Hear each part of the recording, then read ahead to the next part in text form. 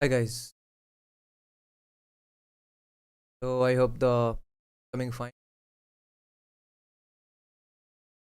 Well, so today we will discuss this 2010 paper from Venkat Dhulipala and we'll discuss some politics obviously because hot stuff going on all around. And day after tomorrow we have Hanuman Jayanti, which will be celebrated in Bengal by Hindus, which will most probably come under attack and which will be under supervision of paramilitary forces. Check.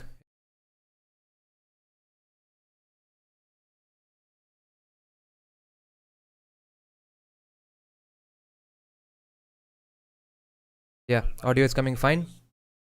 Akaishan got. Hi, Akaishan. Long time no see.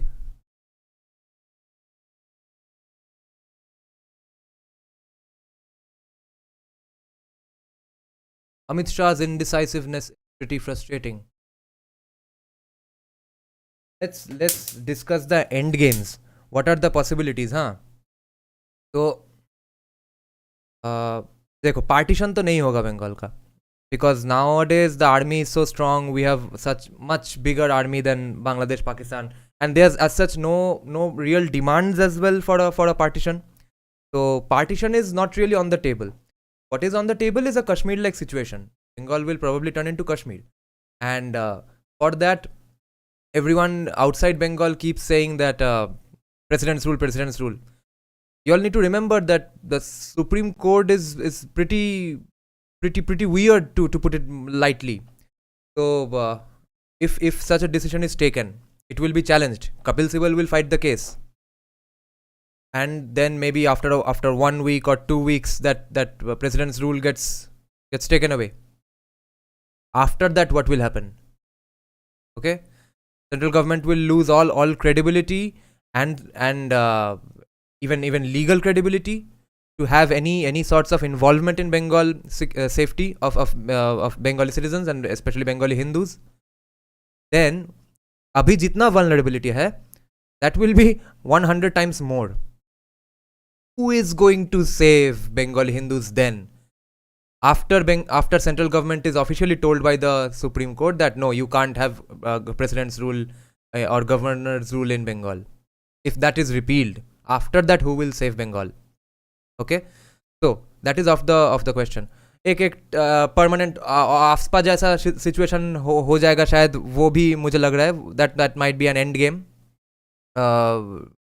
That's the worst possible that can happen. Partition नहीं होगा क्योंकि partition का demand नहीं है. बांग्लादेश भी लेके क्या करेगा, ऐसा नहीं है. और तब अगर पार्टीशन वाला कुछ उठे बात, तब तो पैरा ऐसे आके सबको मार भगा देगा. ओके, एक ही नारा एक ही नाम, जय श्री राम जय श्री राम. तेल लागान डाबोरेर नाम मेटान बाबोरेर. Yeah, I saw Tathagata Ray shared my video, and probably you were the one who tweeted it to him, right? And he retweeted it. Are you safe there? चलो अभी तो ठीक है. तो सोचो कि अगर आफ्सपा हुआ तब क्या होगा. AFSPA is the worst possible scenario here, and let's see what happens day after tomorrow. And I was wrong on one thing. I thought that since so much of money EBI CD वाला सब तृणमूल का पैसा लेके चला गया है, so they might not have enough funds to do violence in upcoming panchayat elections. So you see, I was wrong. So they have plenty of motivation and money for violence. And now central government has at least the excuse to have and at least Bengal BJP has the excuse to demand paramilitary forces, all sorts of security forces necessary for panchayat elections. क्योंकि Ramnavami procession नहीं हो पा रहा है तो election कैसे होगा. Election नहीं होगा ऐसा सिचुएशन अगर आ जाए, और अगर आए तो वायलेंस हो, तब तो अभी फोर्सेस लगेगा ही. that's at least a guarantee. Yeah, AFSPA like situation is brewing. AFSPA is the I think the logical conclusion here. Hanuman Jayanti की शुभकामनाएं सब.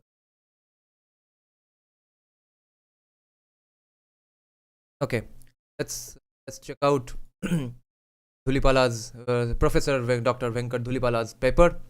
It's called Rallying the Calm. It's very interesting because at one point Muslim League was ruling all relevance. Okay, Jinnah had to go around proving himself that no, he really is a very devout Muslim and he will make a proper Muslim country. People were not trusting him because there was so much violence between Sunnis and Shias. And you will learn of Muslim Congress leaders who were trying to unite people and prevent partition. They were saying that this is why we need Hindi. And you will see that how Hindi was actually imposed. अभी जो हो रहा है वो imposition नहीं है. Actual Hindi imposition was started by Congress to make it sound like a truly secular and unifying language for Hindus and Muslims. Ram Jayanti हुआ क्या? No. What is situation in Howrah? No idea. So they'll have plenty of people to do violence.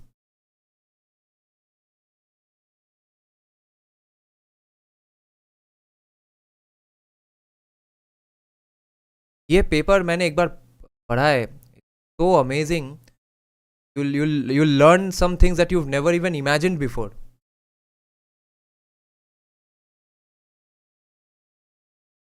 Rampal Ashok is saying 1947 Pakistani Hindu population 15%, now it's 2%.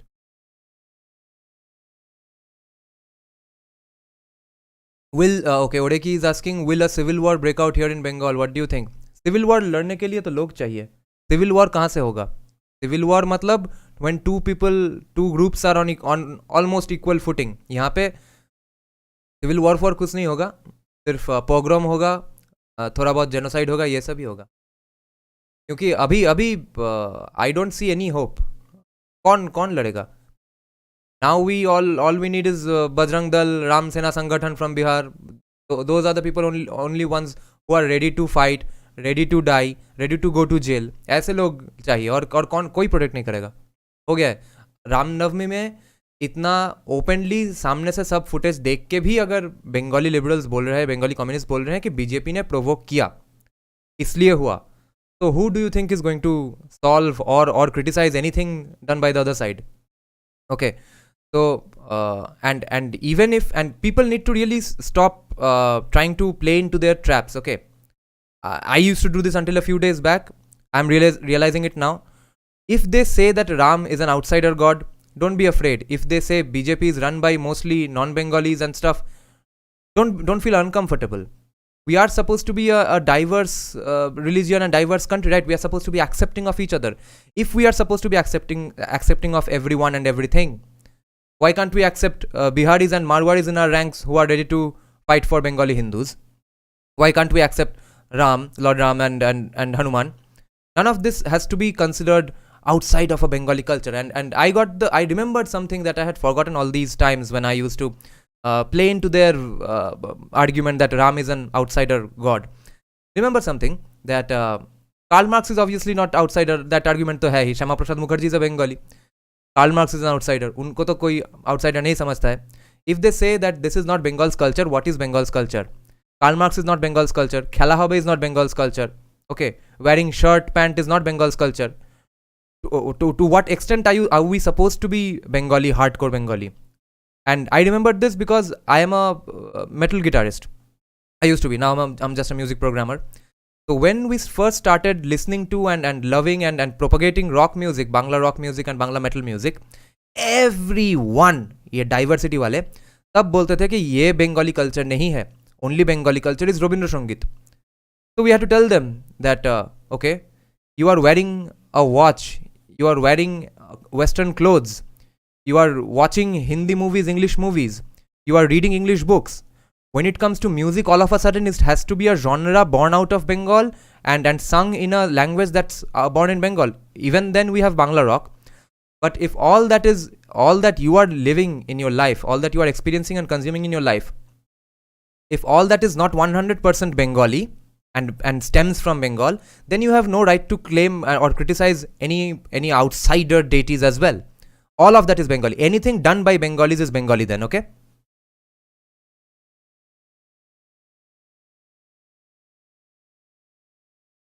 Yeah, Eid, Christmas, everything.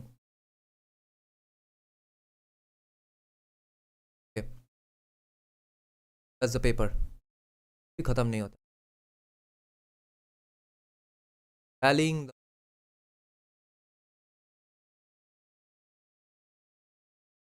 So leave everything for BJP party workers. They have gotten into the party. Maybe they are because they are more desperate, because they are feeling the heat a little more than me, and they are braver than me, or they are younger and fitter than me.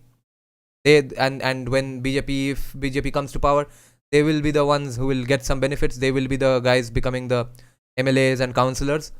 So unless you are part of BJP, छोड़ दो, मर जाओगे.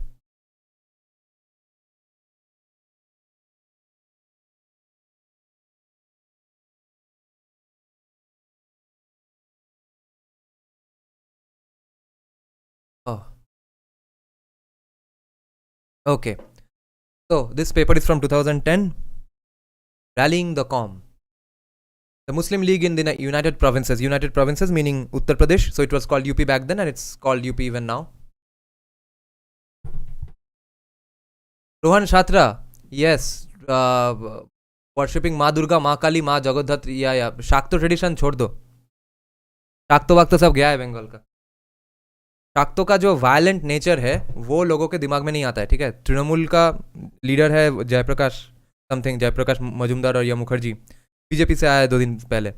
ही is saying that we have seen Ram with only bow and arrows. Why are people having swords in his processions? Even though they are made out of tin, it's a long tradition to have symbolically carry a sword in those processions. So they have absolutely no knowledge of these, and Jayaprakash obviously knows this.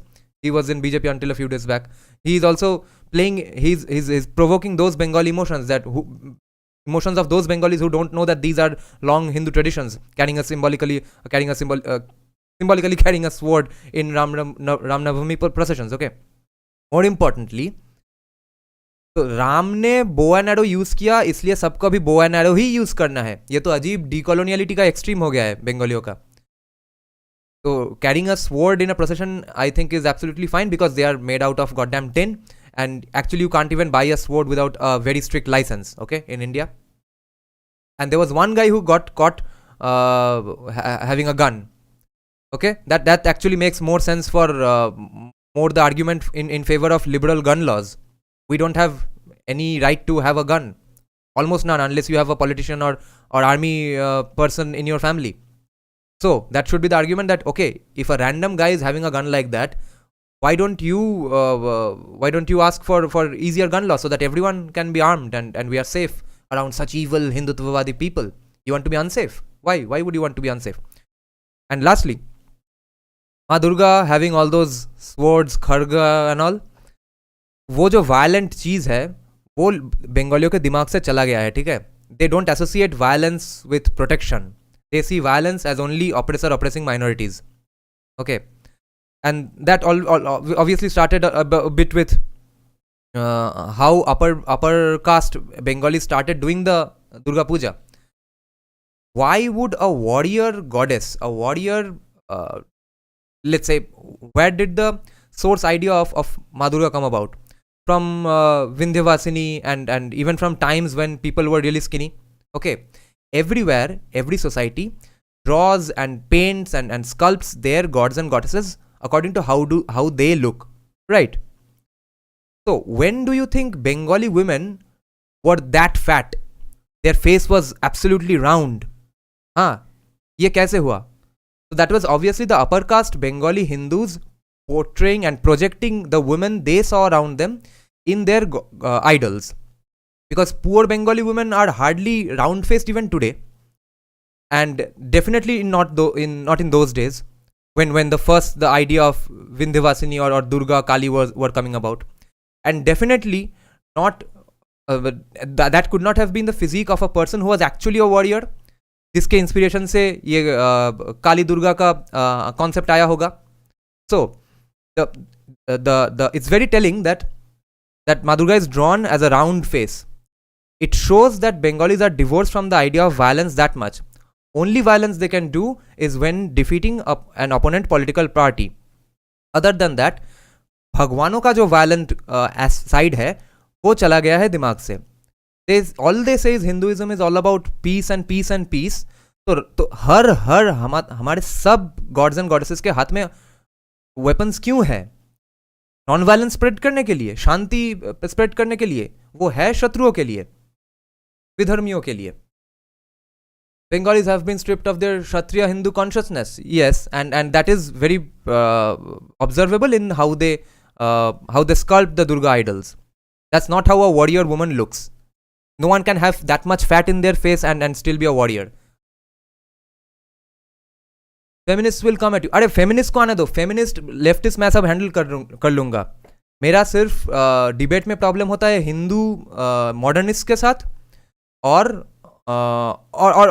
Middle eastern भाइयों के साथ हमारे, क्यों वो तो debate नहीं करेंगे, वो तो मेरा तो मुंडू इधर उधर हो जाएगा. So I think one solution is, if anyone's listening from Delhi, Bangalore, Mumbai, there is a fundamental right, I guess, just Google it and let me know what's the act called, that you have the right to move around freely anywhere in Bengal. I mean anywhere in India. A Bengali woman in my comment section suggested this, and I got a little shocked that, oh, what is she saying? Then I remembered that, yeah, this solves so many problems. See, whatever the solution has to be in Bengal today has to be a tough one. There are no polite, nice solutions to what Bengal is facing today. Okay, even if you are the furthest left commie today, you know that violence is at least happening, right? What will their solution be? Even their solution won't be anything nice. Okay, so nice solution ka time khatam ho gaya hai. What they will say is that Hindutvatis, BJP is doing this, so suppress them in very strong hands. And suppressing Hindutvatis in very strong hands, even from the argument of leftists, will mean that beating them up and arresting all of them, going into their houses and doing encounters like Naxals used to be killed by Congress. Those sorts of things will be demanded even by Bengali leftists, right? So there are no nice polite solutions from leftist side. There are no nice polite solutions from Hindutvadi side. There are no nice polite solutions from the Middle Eastern colonizer side. And there is no nice polite solutions in the upcoming times even from central government.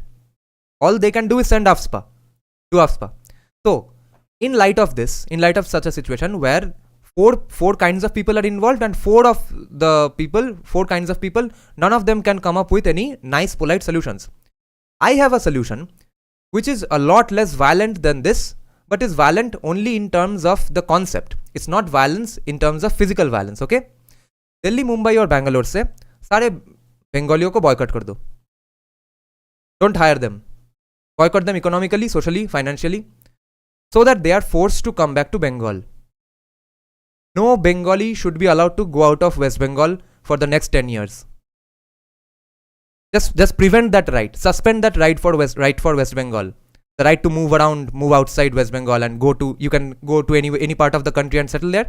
वो right waste Bengal वासियों से हटा दो. At least जिनके पास voter ID card या आधार card Bengal का है. Okay, people who have been living there for long in Bangalore and Delhi, who have become voters of those states, उनको छोड़ दो. जो आज भी यहाँ पे आके वोट देगा उन सब को निकालो और फ्यूचर में बाहर निकलने ही मत दो.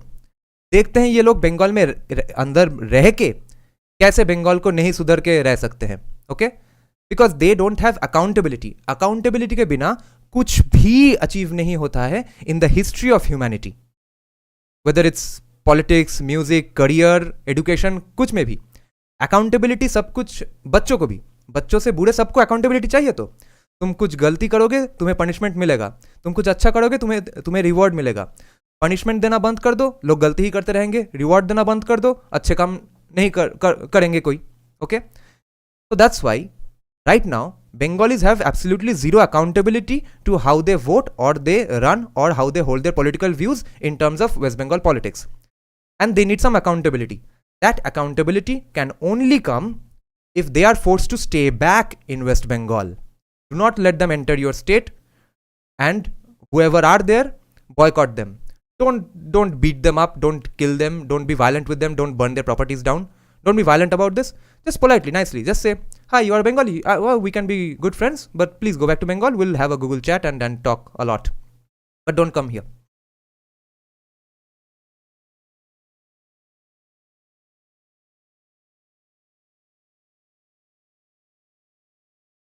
Spandan Ghosh is saying, Dada, will BJP manage to get landslide victory? Well, no, absolutely not. like they did in 2019? Absolutely not. Absolutely not. Because I was thinking that they don't have money for violence. I'm saying that they don't even need money for violence. These people will do the violence anyway because they think BJP is their mortal cultural enemy. तो cultural enemy को रोकने के लिए तो पैसा वैसा कहाँ चाहिए, ऐसे ही जाके मार देंगे, मारपीट कर लेंगे. तो obviously there will be huge violence.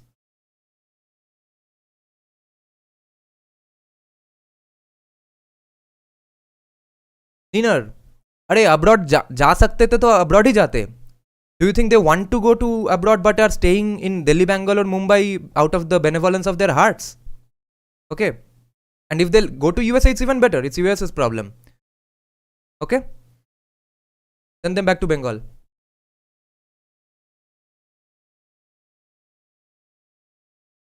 Okay, we'll discuss this further. Let's start the paper now. So the abstract will give you the gist of the paper. This paper re-examines the nature of the Muslim League's mobilization of the UP Muslims during the period of Congress party rule and the extent to which it was successful in emerging as their authoritative and so-called representative organization. So all you know about Muslim League today will be put to question because of Venkat Dhulipala's mind-boggling research. Parakram Divya is saying fighting is the only option, just don't make the mistake of thinking it will all go away with progress and love.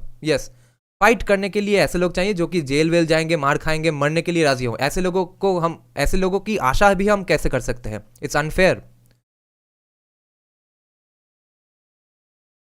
First, in contrast to the existing historiography, आज तक जो research हुआ है, which highlights the role of Jinnah in the Muslim League's revival, this paper underlines the agency of the local leadership of the Muslim League in this process. अच्छा, मुस्लिम league का हर जगह में जो लोकल लीडरशिप था उनका क्या कार्यक्रम था वो देखेंगे यहाँ पे. Second, the paper argues that even though the Muslim League emerged as a popular political party among the UP Muslims in this period, its strength still remained uncertain. We are talking about the period between 37 and 39, when Muslim League almost became irrelevant. ऐसा होने वाला था. Just by some twist of fate, they became relevant again. This became evident during the Madhe Sahaba agitation between 1938 and 1939. This will open a lot of your minds. That Muha Moitro's famous quote that अभी तो सिर्फ हिंदू मुस्लिम है, हिंदुओं को power में आने दो, then cast Wars होते रहेगा, ब्राह्मण और क्षत्रिय और सब मिलके सब वैश्य और शूद्रों को मारते फिरेंगे, वैसा होगा. तो this shows that even if India becomes a Muslim theocratic state, what will happen? Those possibilities are discussed here. Okay, so check out this something called Madhe Sahaba agitation between 1938 and 39 that led to serious tensions and riots between Shias and Sunnis in the city of Lucknow.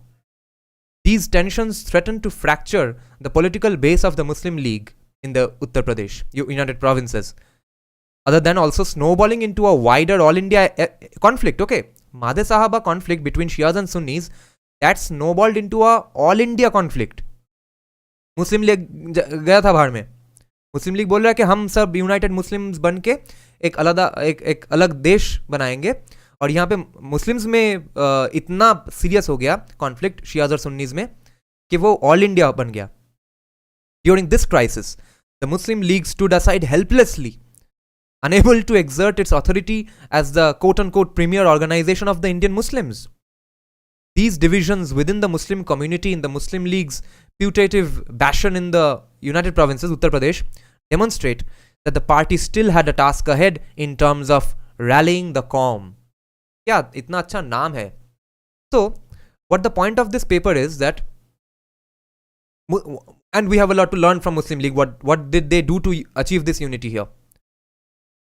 A religion that was absolutely broken up, fragmented, cleavaged, okay, in 1938-39, based on Shia-Sunni divide and conflicts, that religion became so united that they achieved a separate country of their own just 8 years later. We have a lot to learn here. Okay, let's check out some comments here. हाँ, धुलीपाला अब धोएगा.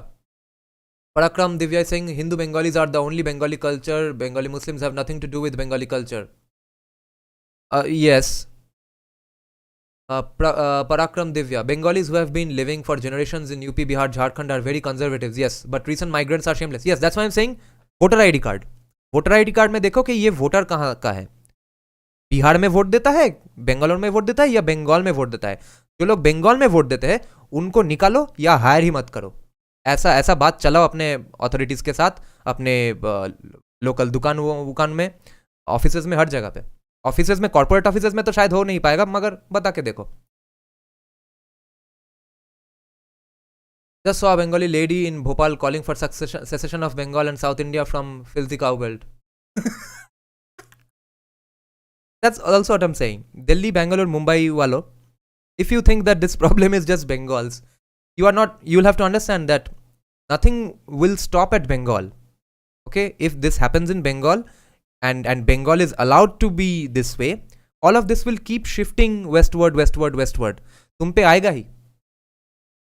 Rohan Shatra is saying Syed Ahmed Khan himself said that there were two types of people living in Bengal, Bengalis and Muslims living in Bengal. Yes, he continuously says when he addresses Hindus, Syed Ahmed Khan repeatedly uses the word Bengalis, as opposed to that the other group is Muslims. He says Bengalis versus Muslims. Bengalis versus Muslims. There's no Bengali Hindu, Bengali Muslim, ऐसा कुछ है ही नहीं. He says Muslim एक है, Bengali एक है. पूरा अलग दो चीज़ है. If is saying Islam is Arab imperialism and Christianity is Euro imperialism. This is Dharma Bhumi, our sacred geography, our homeland. इसलिए पार्टीशन तो नहीं होगा, आफ्सपा आ जाएगा. But AFSPA is a violent solution. Civilians also might be under threat. So because war जब AFSPA is war like situation. War like situation में civilian death होना ही है. ये ऐसा होता ही है. ऐसा कभी पॉसिबल ही नहीं कि AFSPA हर दिन सुबह से शाम एग्जैक्ट परफेक्ट काम करेगा. AFSPA में जो भी मिलिट्री लोग आएंगे. तो इसलिए the less violent solution is don't let anyone from Bengal leave Bengal. Okay, now the introduction. The political rise of the Muslim League in the United Provinces (UP) in the period between the provincial elections of 1937 and the so-called Pakistan Resolution in 1940 has been considered by historians as crucial for partition of India and the formation of Pakistan. Formation of Pakistan in 1947. It has been argued that during this period of Congress Party rule in the UP, a revived and united Muslim League under the strong leadership of M.A. Jinnah was successful in rallying the Muslims under one party, one flag and one leader. The ideology of Muslim nationalism is widely understood to have been forged by the Muslim League in the UP before it was transmitted to the Muslim majority provinces where Pakistan eventually came into existence. The Muslim League's success in the UP is thus seen as crucial in the process of the transformation of Muslims from a minority community in undivided India to becoming a separate nation with aspirations to statehood. हाँ, ये 47 में कैसे हुआ? Even though they were having 37 और 39 के बीच में they were having Shia-Sunni violence all over the country. ऐसे कैसे unity आ गया? Existing historiography has explained the Muslim League's resurgence in the UP in terms of the fiasco over ministry making, the subsequent controversies over Hindi, Urdu, Vande Mataram, the Wardha scheme of education, and deteriorating communal relations between Hindus and Muslims. And Dhulipala will touch upon all these topics, okay? Vande Mataram issue पे क्या हुआ, हिंदी उर्दू का क्या conflict था, ये सब discuss होगा यहाँ पे. Beautiful paper. It is further okay, let me check the comments once. Pandan is saying, Dada, will BJP manage to get the opposition seat in 2026 or CPM will retain their role as opposition? Because I think that somewhere Hindutva has a potential in Bengal. No, CPM is not the opposition. How is CPM the opposition? उनको तो एक MLA है उनका, right?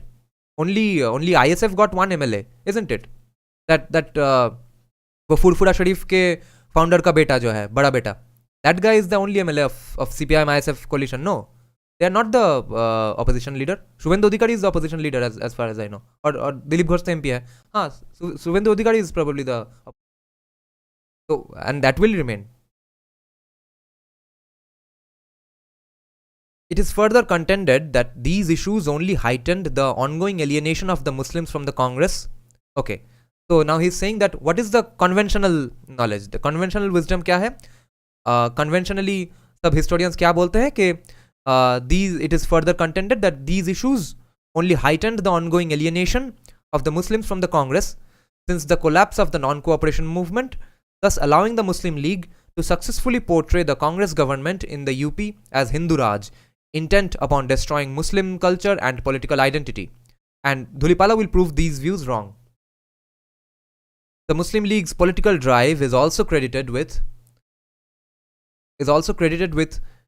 checking the Congress Party's momentous attempts to attract Muslims into the nationalist movement through its own Muslim Mass Contact Program, MMCP. ये बार-बार ये term आएगा, so keep it in mind. Its overwhelming success in the by-elections to the Muslim seats in the UP, Congress's overwhelming success in the by-elections to the Muslim seats in the UP is seen as the surest indicator of the emergence of the party, of the emergence of Muslim League as the authoritative Muslim party organization in UP. Okay, I see. It is therefore assumed that a united UP Muslim community was already at the vanguard of the Muslim nation when the Pakistan resolution was passed by the Muslim League at its Lahore session in 1940.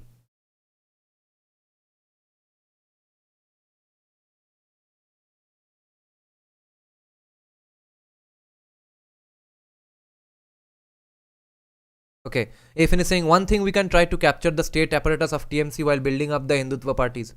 Similarly to how Christians took over pagan Rome, first Bengal, then entire India. Okay, state apparatus of TMC, right? See, one thing you have to understand is that you can't hijack Trinamool party. Okay, that's the only difference with Trinamool. Trinamool versus, actually Trinamool and Congress के बीच में ये similarity है. BJP can be hijacked, like Congress was hijacked by Nehru, by the Nehru family. In the same way, Trinamool has always belonged to Mamata Banerjee, and it will keep belonging to Abhishek Banerjee. You cannot hijack Trinamool and eliminate the voices of the Banerjee family. वो नहीं होगा. वो upper caste Hindu Bengali urban upper caste Hindu Bengali जो है, that will keep being against Hindutva. So you can't because there is no Trinamool's existence without the authority figures of Mamata Banerjee and Abhishek Banerjee. That cannot be hijacked. That's a good idea on theory. It can be done with many other parties. It can be done with BJP as well, but it cannot be done in Trinamool. This paper, however, seeks to re-examine the nature of the Muslim League's political mobilization in the UP and the extent to which it was successful in rallying the Muslims under its banner. In the light of such re-examination, this paper makes two arguments. First, in contrast to the existing historiography which highlights the contribution of Jinnah in the Muslim League's grand rise, the paper focuses on the role played by the UP Muslim League in reviving the party. Second, UP Muslim League अलग से था, उसने revive किया. Second, this paper argues that even though the Muslim League gained considerable success in its ideological campaign against Congress and reinvented itself from an elite moribund organization into a mass-based Muslim party. Okay, ये sentence सुना? Listen to this. Muslim League used to be looked upon as Muslims as the party of the elite, because Jinnah Winna, they were all Western educated, suit wearing, alcohol drinking people. So the poor Muslims on the ground, they did not think of Muslim League as their own party in the beginning, because Syed Ahmed Khan से शुरू होके सब कोई, Syed Ahmed Ali, ये सब English educated, Western educated लोग हैं. They are wearing Western clothes half the time, or telling people that learn English. Okay, so they had a lot of unacceptability in the ground level of Muslims, but they reinvented themselves to appeal to the ground level Muslim persons. Reinvented itself from an elite moribund organization into a mass-based Muslim party. Its strength still remained uncertain. वो conversion हो गया, reinvention हो गया, तब भी Muslim League's strength remained uncertain. This is in 37 to 39. This became evident during the Madhe Sahaba agitation in 1938 and 39 that triggered riots between the Shias and the Sunnis in different parts of the UP, and especially in the city of Lucknow. These riots threatened to fracture the Muslim League's political base in the UP. Muslim League's political base fracture ho ja raha tha because of Shia and Sunni riots. Okay, can you believe that? UP besides also snowballing into a wider all-India conflict as partisans from both sects, that is Shias and Sunnis, they poured into Lucknow from different parts of India and clashed with each other. बाहर से लोग आ गए, शिया सुन्नी युद्ध में शरीक होने के लिए. During these tensions, the Muslim League stood aside helplessly, unable to exert its authority as the self-described quote-unquote sole representative organization of the Indian Muslims. Rohan Chhatra is saying, funny thing is Mahua Moitro, Akash Banerjee, Shagorika Ghosh, all their ancestors came to West Bengal from East Bengal, yet they are sympathetic to Muslims. Yes, that's why they need to be held back in West Bengal. Parakram Divya saying, guys, always keep in mind that we can in no way allow regionalism at this point. Everyone should consider a Hindu, no regional chauvinism. Yes, regional chauvinism के लिए Bengalis को मत रखो. हिंदू हिंदू है, हिंदू बंधु है, इसीलिए Bengalis को Bengal में रख दो. That's what I'm saying. Boycott them so that your land and Hindus remain safe. If they are forced to live in Bengal, they will vote or modify the society in such a way that Bengal is safer. If you want West Bengal to safe, don't let Bengalis come out of West Bengal. Ifan is saying, should have taken advantage of this by making a fake party of Shias and another for Sunnis, divide and destroy the enemy. ये इतना दिमाग अगर कांग्रेस के पास होता तो तब तो अलग ही बात. Niner says, once Mamta dies, how long will TMC continue to exist without a leader face? Not very long. I am not Bengali, so for me TMC looks like it is built completely around this one person. Yes, absolutely. So it might be long-term fragile. Absolutely, 100%. There is going to be no Trinamool after Mamta Banerjee even retires probably. Abhishek Banerjee has some credibility. He is respected by a majority of Trinamool's voters, but not for long. And remember, the main issue of Trinamool is that they don't have control over the party. Okay, Mamta Banerjee, in her heart, do you think she wants people to throw stones at Ram Navami? She can't afford to take actions because only 20% of her entire voting base is Hindu. That's Mamta's problem. And other than that, she has no control over the party. That's why these things happen. Mamta doesn't want from her heart to people to throw stones at Ram Navami.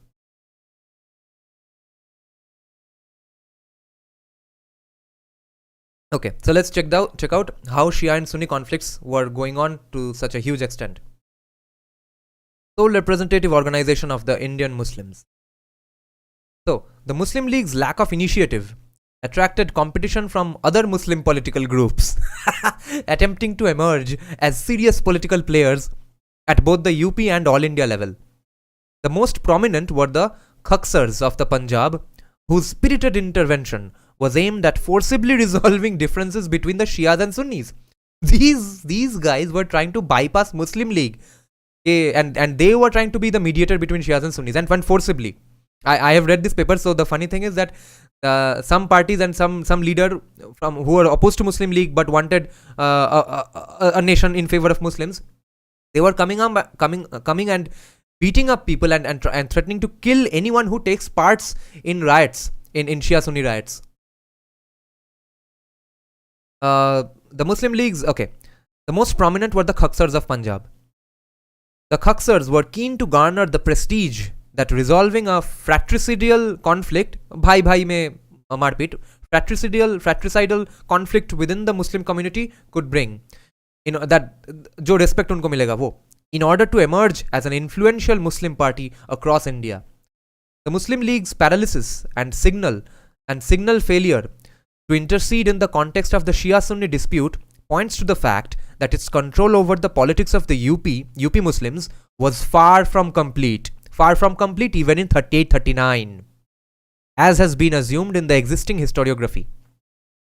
Existing historiography में बोला गया है कि Muslim League was already very powerful by then. It further brings into focus the difficulties that still lay in the path of rallying the Qawm.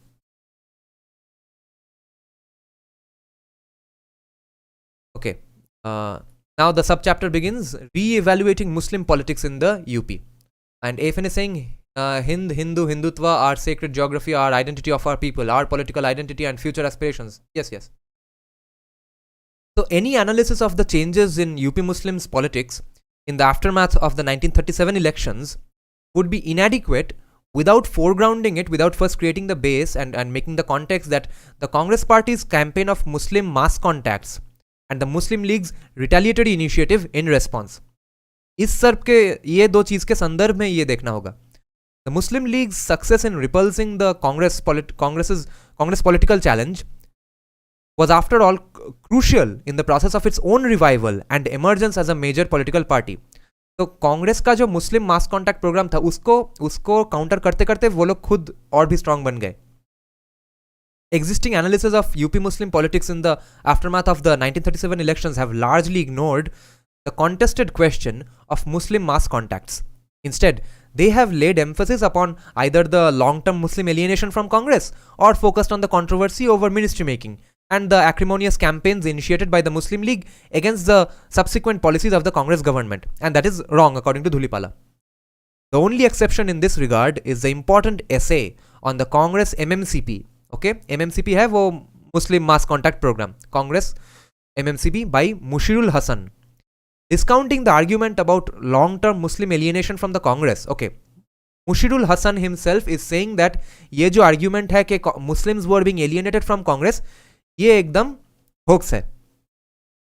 Hasan argues that this process became marked only after the 1937 elections. For Hasan, the crucial reason behind the tragic outcome was the withdrawal of the MMCP by the Congress. अच्छा, Muslim Mass Contact Program खोला कांग्रेस ने, फिर उसको withdraw भी कर लिया. He pointedly notes that the MMCP was wound up after 2 successful years as a consequences of right-wing pressures within the Congress. Congress के अंदर जो हिंदुत्ववादी थे उन्होंने प्रेशर दिया, इसलिए कांग्रेस ने मुस्लिम मास कॉन्टैक्ट प्रोग्राम हटा लिया. Let's see what the consequences were. So, the Congress right wing was fearful of a Muslim influx into the party and a consequent Nehru socialist Muslim domination over the Congress organization, जो कि वैसे भी हुआ after 47, which is what led to Vallabhbhai Patel saying that ऐसा क्या हो गया एक दिन में कि सारे के सारे मुस्लिम लीग वाले अचानक कांग्रेस में आ गए. The program, the MMCP, the Muslim Mass Contact Program, was therefore starved of funds. वो उसका फंडिंग बंद कर दिया गया. There was apathy towards it, and at many places the Hindu Mahasabhites in the Congress subverted the program. Hasan contends that the right wing also took active measures to keep the Muslims out of provincial and district Congress committees and worked against Congress Muslims in the elections, as evidenced in the cases of Nisar Sherwani in Bundelkhand and Saifuddin Kichlu in Amritsar. As Hasan ruefully concludes, तो हसन भाई को बहुत दुख हुआ ऐसे चीजों से. This campaign was conceived at a crucial historical juncture and was a significant move in the right direction. वो Muslim Mass Contact Program. Pursued purposefully, it had the potential of weaning large sections of the Muslim community away from the Muslim League camp. By letting the mass contact campaign peter out, the Congress allowed Jinnah, perhaps involuntarily, to take advantage of deteriorating communal relations and rally his community around the divisive symbol of a separate Muslim homeland. So the question is, both parties here did not finish the game. This is called half measures. See, both parties took half measures. Congress ने शुरू किया Muslim Mass Contact Program, okay, then they stopped it. But subsequently after 47 to 2023, that's all they are doing. All they are doing is Muslim Mass Contact Program. Hindu Mahasabha वालों ने वहां पे उनको pressure दिया, फिर they could not keep up the pressure and then Congress became Muslim League after 47. Both of them half measures. You know, saying Congress right wing is an oxymoron. Yeah, they mean Vallabhbhai Patel and all, obviously. AFN is saying, okay, let me read some comments. Rohan Shatra is saying, once Mamta is gone, someone will hijack TMC, I assume. Mahua Moitro has a dream of becoming Bengali CM. He has a cold relationship with Mamta. Both don't like each other that much. Mahua Moitro. Parakram Divya is saying, no surprises here. Congress, being the handmaiden of upper caste educated Hindus, was dumb as hell as अंग्रेजी में बकवास करना आता था. अभी तृप्तिकरण के नाम पर चल रहा है Muslim mass contact programme. Yes, that is what they are doing even now. AFN is saying, most of the Bhadralok of Kolkata suffer from extreme Stockholm syndrome. Yes, they need to become either supporters of Hindutva and spread it and defend the demographics, or be made politically invalid.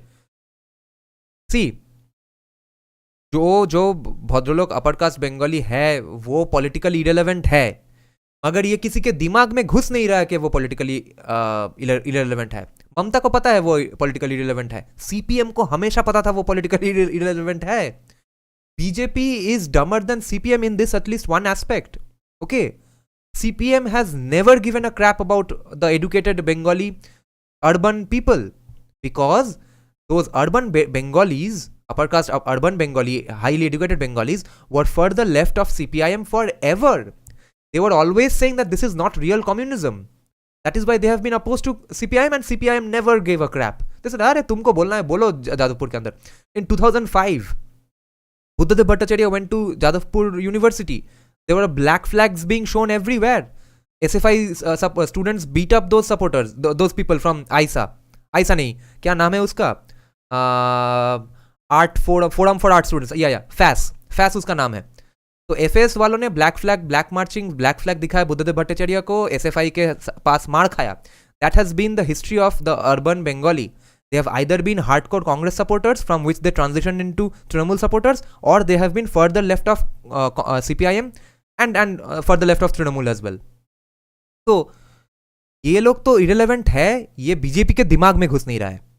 Otherwise, they should have absolutely, I'm sure now, I wasn't sure up till a month back that whether Hindutva is really a great slogan for Bengal or not, because at least Shubhendu Adhikari and all these people know ground level politics better than me. But statistics is telling me that the urban, highly educated Bengali, upper caste especially, who are against Hindutva, they are politically irrelevant. फिर इसको pander करने के लिए हिंदुत्व का message क्यों गायब किया जा रहा है? Go with the message of Hindutva in villages of Bengal and you will get votes like this, because those people face the brunt of Middle Eastern colonizers day in and day out. Okay. Other than that, अगर किसी के दिमाग में नहीं घुस रहा है यहाँ पे कि they are actually politically irrelevant, तो तुम लोग जो बाहर बैठे हो दिल्ली, बेंगलुरु, मुंबई में, पुणे में, वो लोग बंगालीज को बोलो कि चले जाओ. Not violently, politely.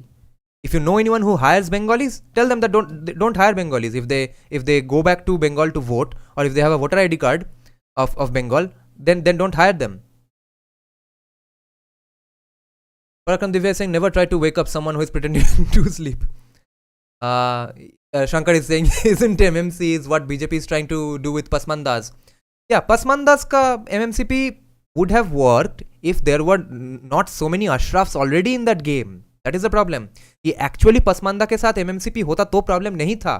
But there are Ashrafs in the game. Okay, in those posts. तब क्या फायदा है? And other than that, Sitaram Goyal का तो quote है ही. In time, Congress will become the Muslim League and BJP will become the Congress. And BJP will become Congress. That was his quote from 30-40 years back. RSB saying BJP is being dumb at this point. They should forget about urban elites and work in the rural areas. Yes, urban elites are absolutely irrelevant politically.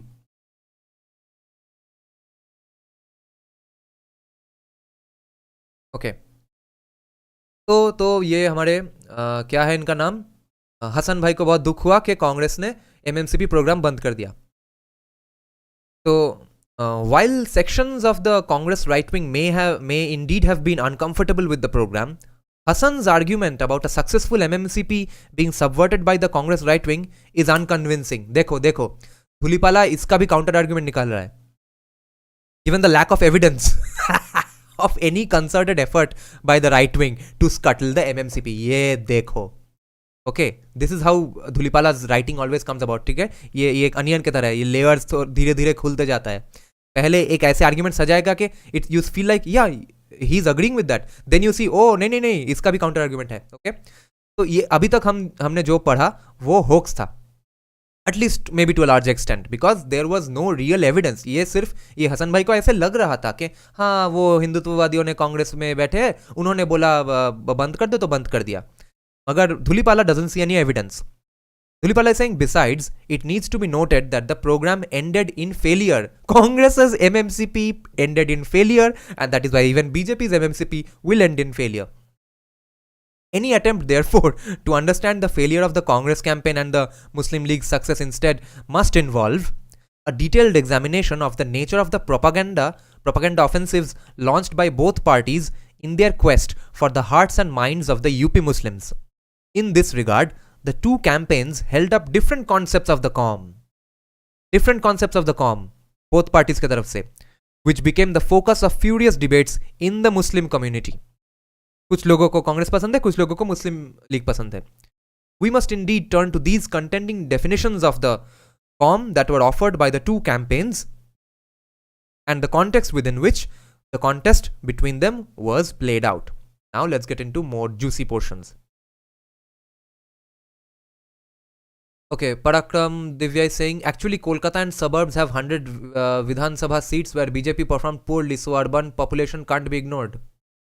100 Vidhan Sabha seats. I don't know about that.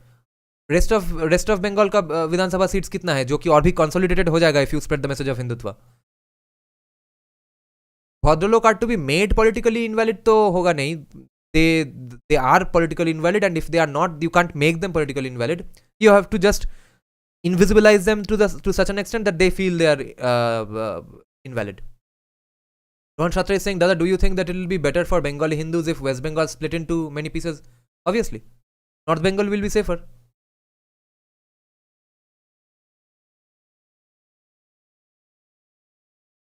But उसका एक logical problem है. एक logical fallacy होगा कि तब मतलब logical ये इसका कंक्लूजन कितना तक जाए. तो जहाँ पे किसी को लग रहा है कि अच्छा यहाँ पे बीजेपी है देयरफॉर सेफ है, तो वहाँ पे छोड़ दे एक और डिस्ट्रिक्ट, एक और स्टेट, नॉर्थ बंगाल एक और स्टेट, कुछ बिहार एक और स्टेट, तो उसका तो कोई अंत नहीं है. तो वो on paper it seems nice but it's not a long term solution. Okay, the Congress left wing, Muslim mass contacts, and the new definition of the COM. Let's see. The Congress program of mass contacts reflected the ideological orientation of the left wing under Nehru and its rising assertiveness within the party. Congress ka left wing was asserting itself.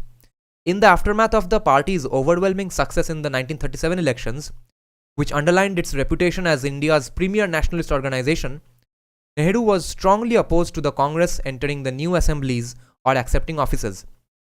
Nehru feared that such a move would infect the party with an effete reformist mentality and lock the organization in a collaborative enterprise with the British Raj.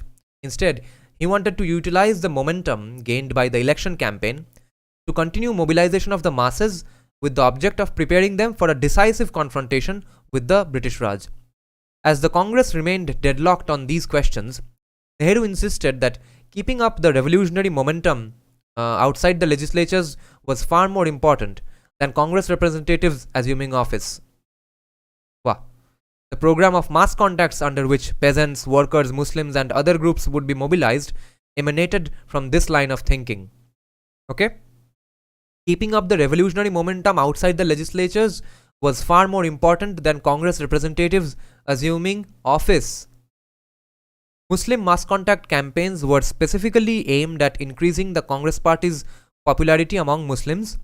In the UP itself, all of its 9 candidates contesting Muslim seats were unsuccessful in the 1937 elections. Nehru, however, refused to believe that the Muslims were not with the Congress, as throughout the election campaign, he had come across Muslim voters asking him for directions on how to cast their votes. अच्छा उनको जाके address पूछा, इसलिए नेहरू चाचा को लगा कि हाँ ये लोग तो हमारे सपोर्टर्स हैं. He was convinced that the Congress would have done better if it had put up more Muslim candidates or campaigned harder in the Muslim constituencies. Nevertheless, Nehru declared that the elections had awakened the Muslim masses and that they were looking for quote-unquote the right leadership and direction. ये ऐसा नेहरू को लगा.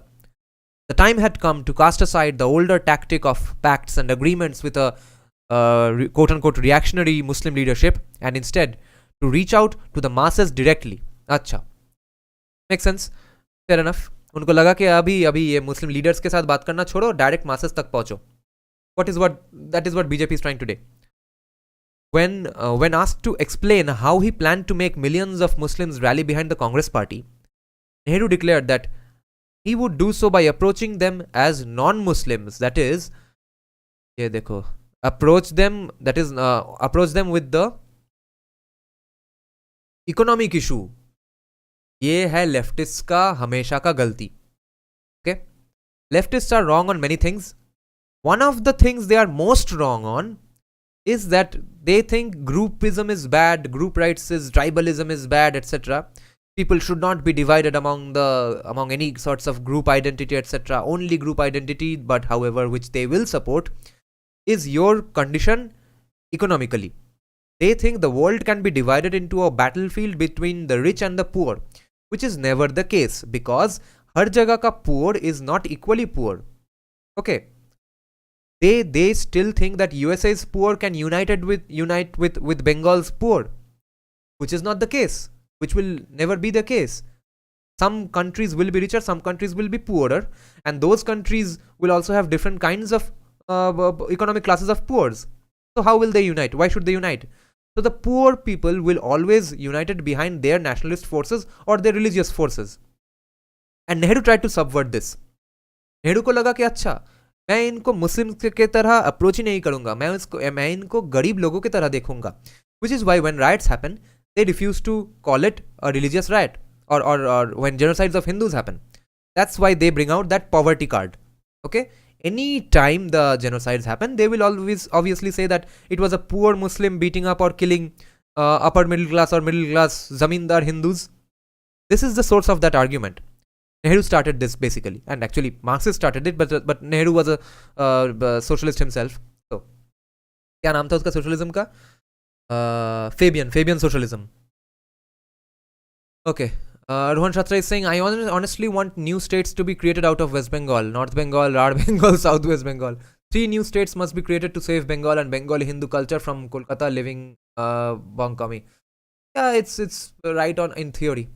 RSB saying, just lambast and finish off Kolkata, remove the power center from Kolkata, make it irrelevant. Simple, let the Calcuttatians suffer.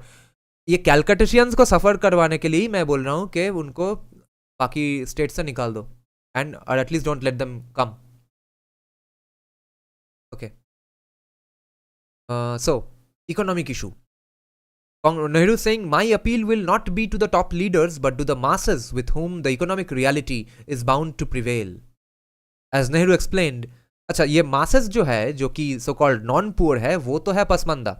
तो नेहरू को ये पसमंदा अशरफ का cleavage नहीं पता था. ये इसको इकोनॉमिक के लाइंस पे देख रहा है, मगर कास्ट के लाइन पे नहीं देख रहा है, क्योंकि वो इडियट है. मगर नेहरू के जो दोस्त हैं, ये लोग हमेशा जिंदगी से मौत तक हिंदुइज्म का कास्टिज्म लेके बोलते फिर है, मगर नेहरू को तब भी पता नहीं था कि इस्लाम में वो कास्टिज्म है. If he is saying North Bengal will become Muslim majority, then go check demographics or all be closer with Bangladesh. But at least they have Hindu leadership and all. That's why, and people who are ready to fight on the ground. So that might be prevented some way. My appeal will not be to the top leaders, but to the masses with whom the economic reality is bound to prevail. As Nehru explained, the communal problem was essentially a so-called conflict between upper middle-class Hindus and Muslims for jobs and power under the new constitution. It had no connection with the masses, because not a single communal demand made any reference to them. The argument है. Communal demands referred only to quote-unquote seats in the legislature or to the various kinds of jobs which might be available in the future. The masses themselves were not in the least bothered by the communal question.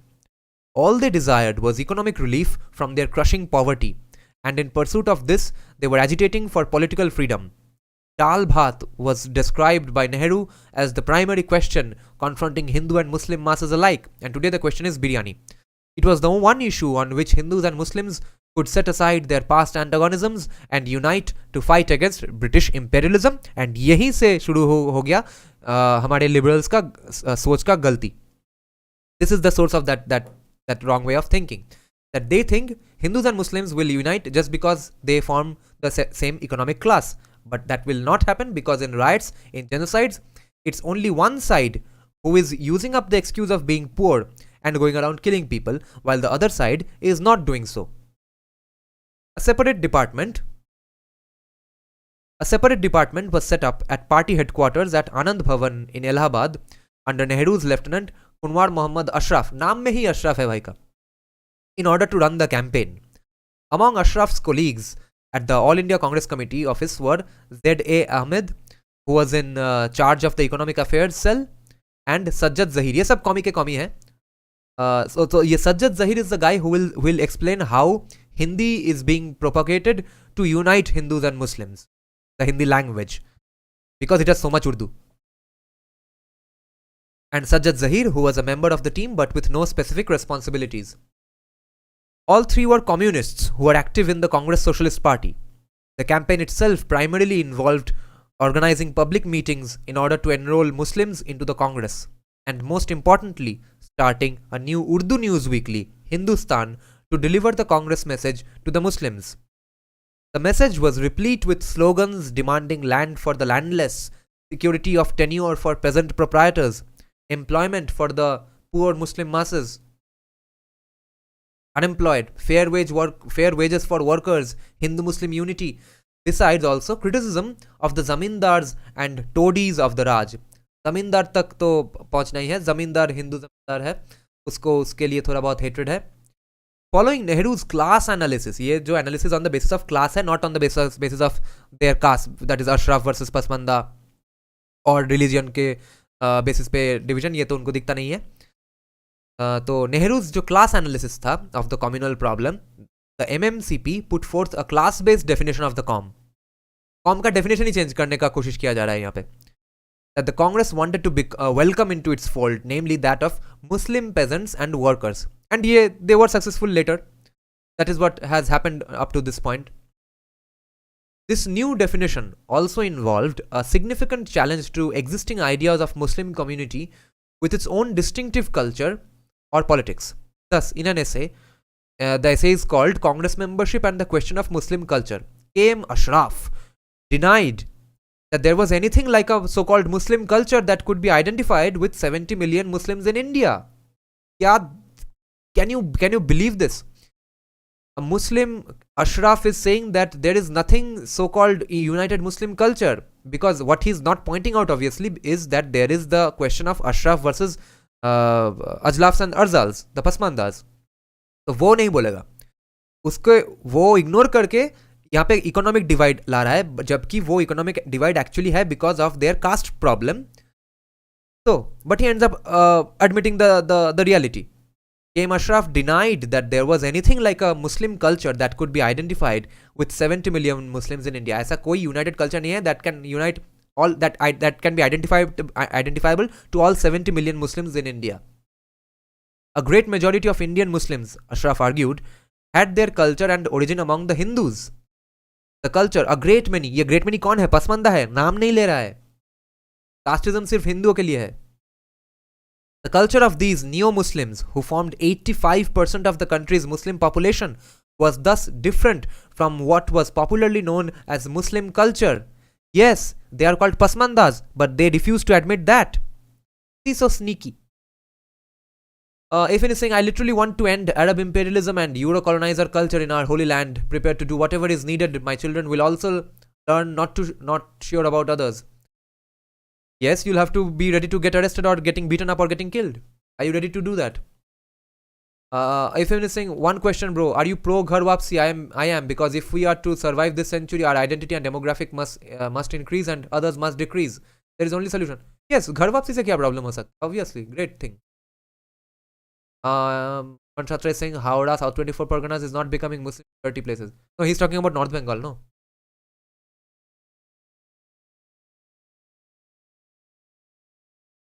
Oh, okay. Rohan is saying that even South 24 Pargana and Howrah is becoming dirty place. Yeah. Howrah Muslim majority कैसे बन गया भाई? ये तो मुझे भी पता नहीं. इस रामनवमी के प्रोसेशन में दंगे में पहली बार पता चला कि हावड़ा में भी हिंदू माइनॉरिटी बन रहा है. Okay. Muslim culture, Ashraf explained, was a category that changed according to historical contexts. In pre-British times, it was the culture of the Badshahs, who are the Ashrafs, while today it was the culture of feudal elites, a microscopic minority who claimed descent from the Arabs. फिर भी Ashraf नाम नहीं लेगा क्योंकि उसका खुद का surname Ashraf है. एग्जैक्ट Ashraf पसमंदा डिवाइड डिस्क्राइब करते जा रहा है बार बार, मगर वो वर्ड्स नहीं यूज कर रहा है. देखो कितना स्नीकी है.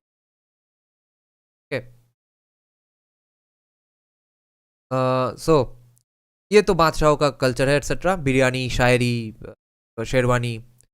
The culture of the Badshahs, he noted approvingly, was marked by great internal diversity and openness, there being no rigid uniformity among the Muslims at that time. Arabic, Farsi, Chinese, Tartari were all languages of the Muslims. High class Muslims, अच्छा high class Muslims बोल रहा है मगर फिर भी cast नहीं मानेगा. High-class Muslims delighted in wearing Western, Eastern, Roman, and Indian clothes, and in matters of faith, doctrine, and devotion, there was great diversity among them. Thus, Shias, Sunnis, and Kharijites had their own set of beliefs, rituals, and practices. And yet, Ashraf emphasized this historical diversity had never threatened the Muslims and was indeed a symbol and source of their strength. In contrast, the so-called Muslim culture of the current feudal elites represented by Sir Syed Ahmed's school was so feeble that it felt threatened if someone wore a Gandhi cap or a few Hindus began to propagate Hindi. As Ashraf sharply commented, if you don't wear a particular type of dress or don't speak high-flown Urdu, it becomes difficult for you to be seen as a proper Muslim. So see, Sir Syed Ahmed Khan was successful. K.M. Ashraf was not successful. Zahid was not successful. Syed Ahmed ka line of thinking was successful among the Muslims. The truth is that pure and minted Taksali Muslims are those fortunate people who were raised in the atmosphere of Delhi or Lucknow. That is the Ashraf culture. Urdu शायरी वायरी हर कुछ में ऐसे उच्चारण करना etc. Or if they wear the dresses of Deoband or the Firangi Mahalis. This culture therefore stressed a stifling uniformity and rigidity which K.M. Ashraf saw as related to its emergence under the shadow of the colonial education system.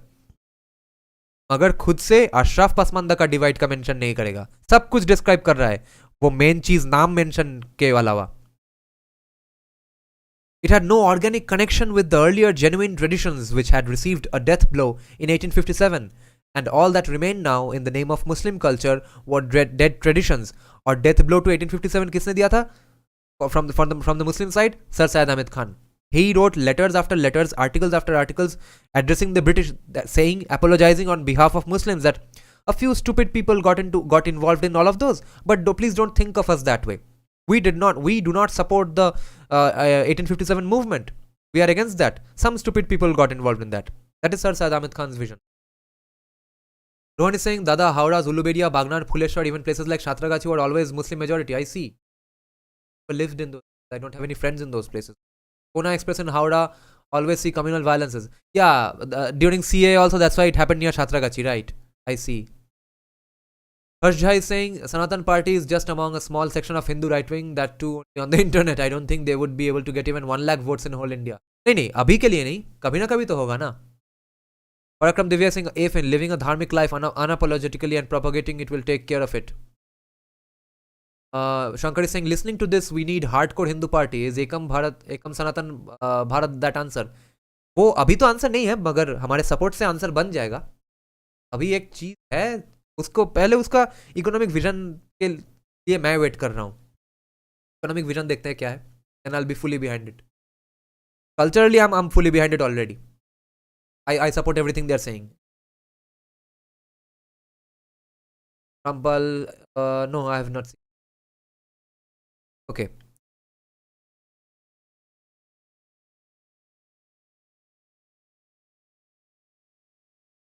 K.M. Ashraf was thus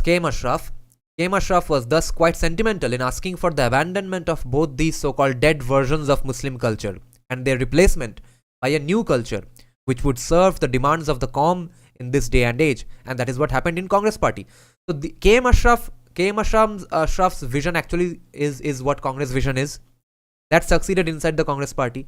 In the rest of India, parallelly, एक ही time पे the same voters also took in Syed Ahmed Khan's vision. Syed Ahmed Khan का vision ले लिया अपने जिंदगी में, कांग्रेस के अंदर जाके K.M. Ashraf का भी vision ले लिया. This new culture would be forged in the crucible of struggle against British imperialism and its indigenous support structures, primarily led by the middle and the working classes. This was because the middle class was plagued by unemployment, while the condition of the masses had become truly wretched under British rule.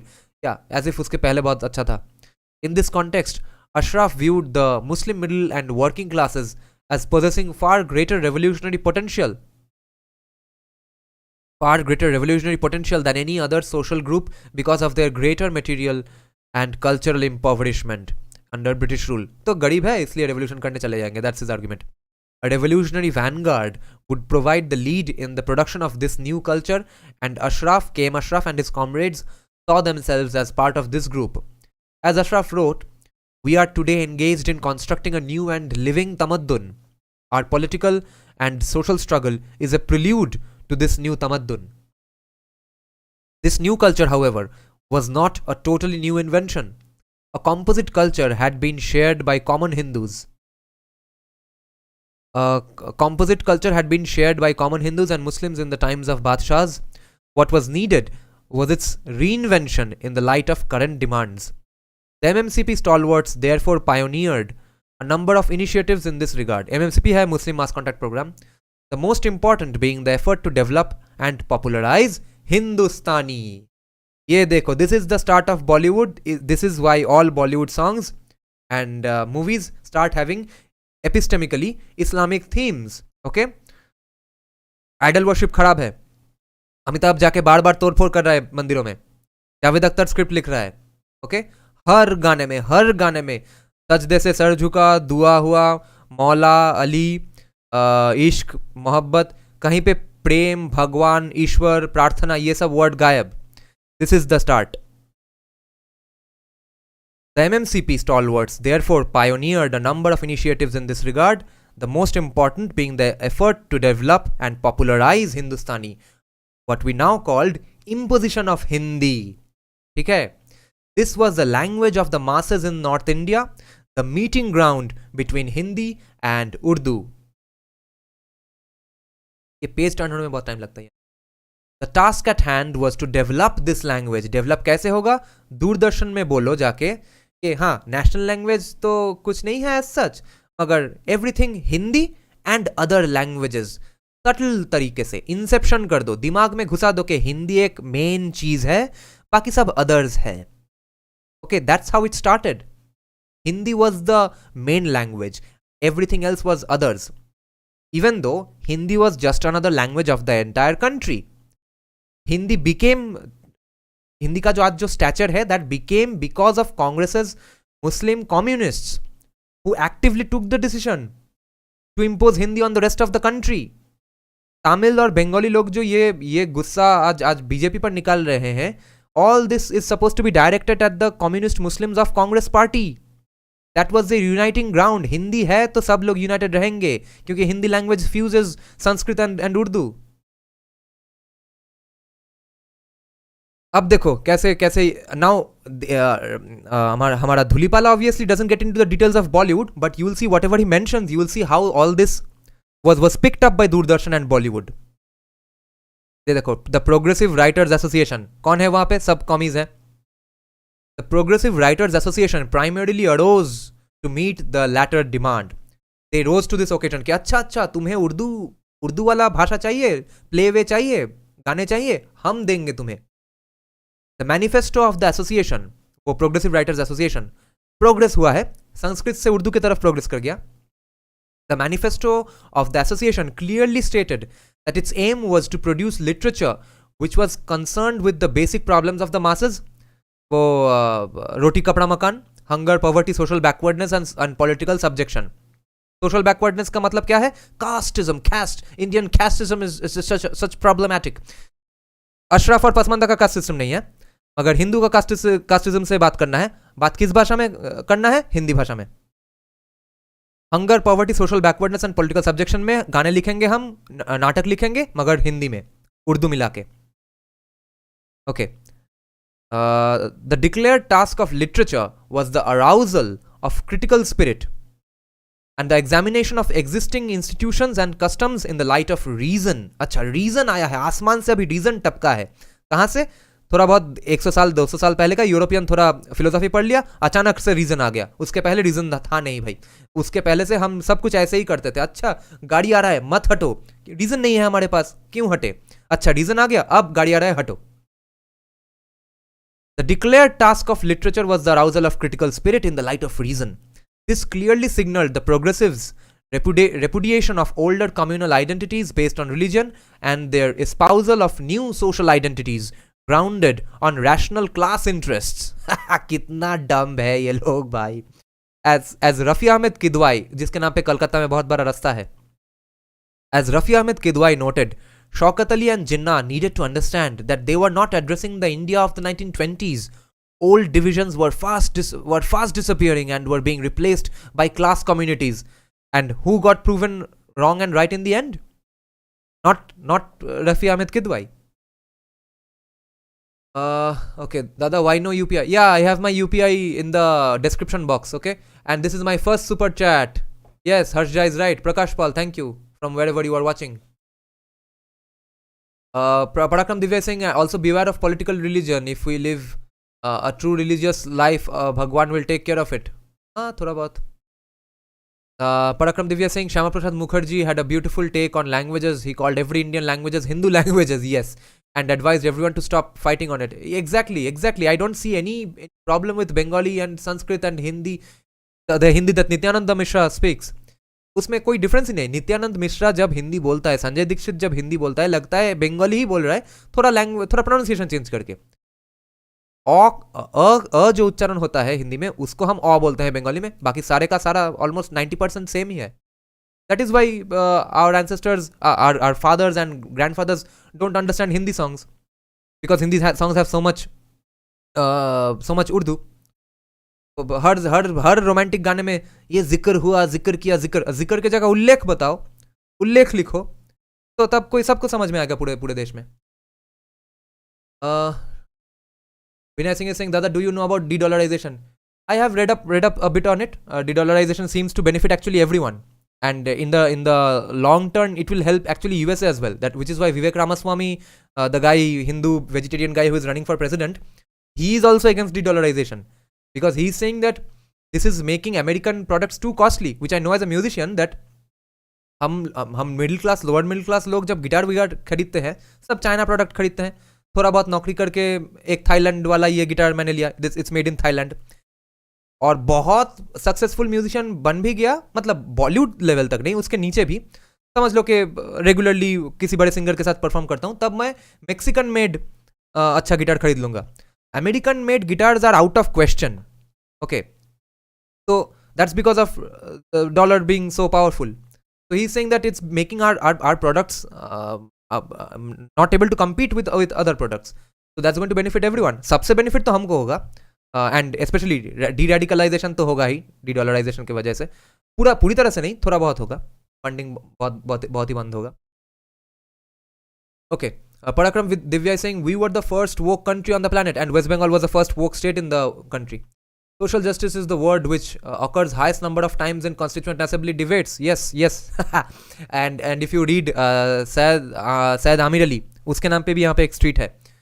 They first use the word that no, we are friends with Hindus, but we need to look after our interests, and we need to, all these जो concepts है कि fair क्या है, my fair share of this and that, जो कि आज के American leftist बोलते हैं, वो सब यहाँ के बंगाली कॉमीज और मुस्लिम इंटेलेक्चुअल्स ने बनाया था वो सब term.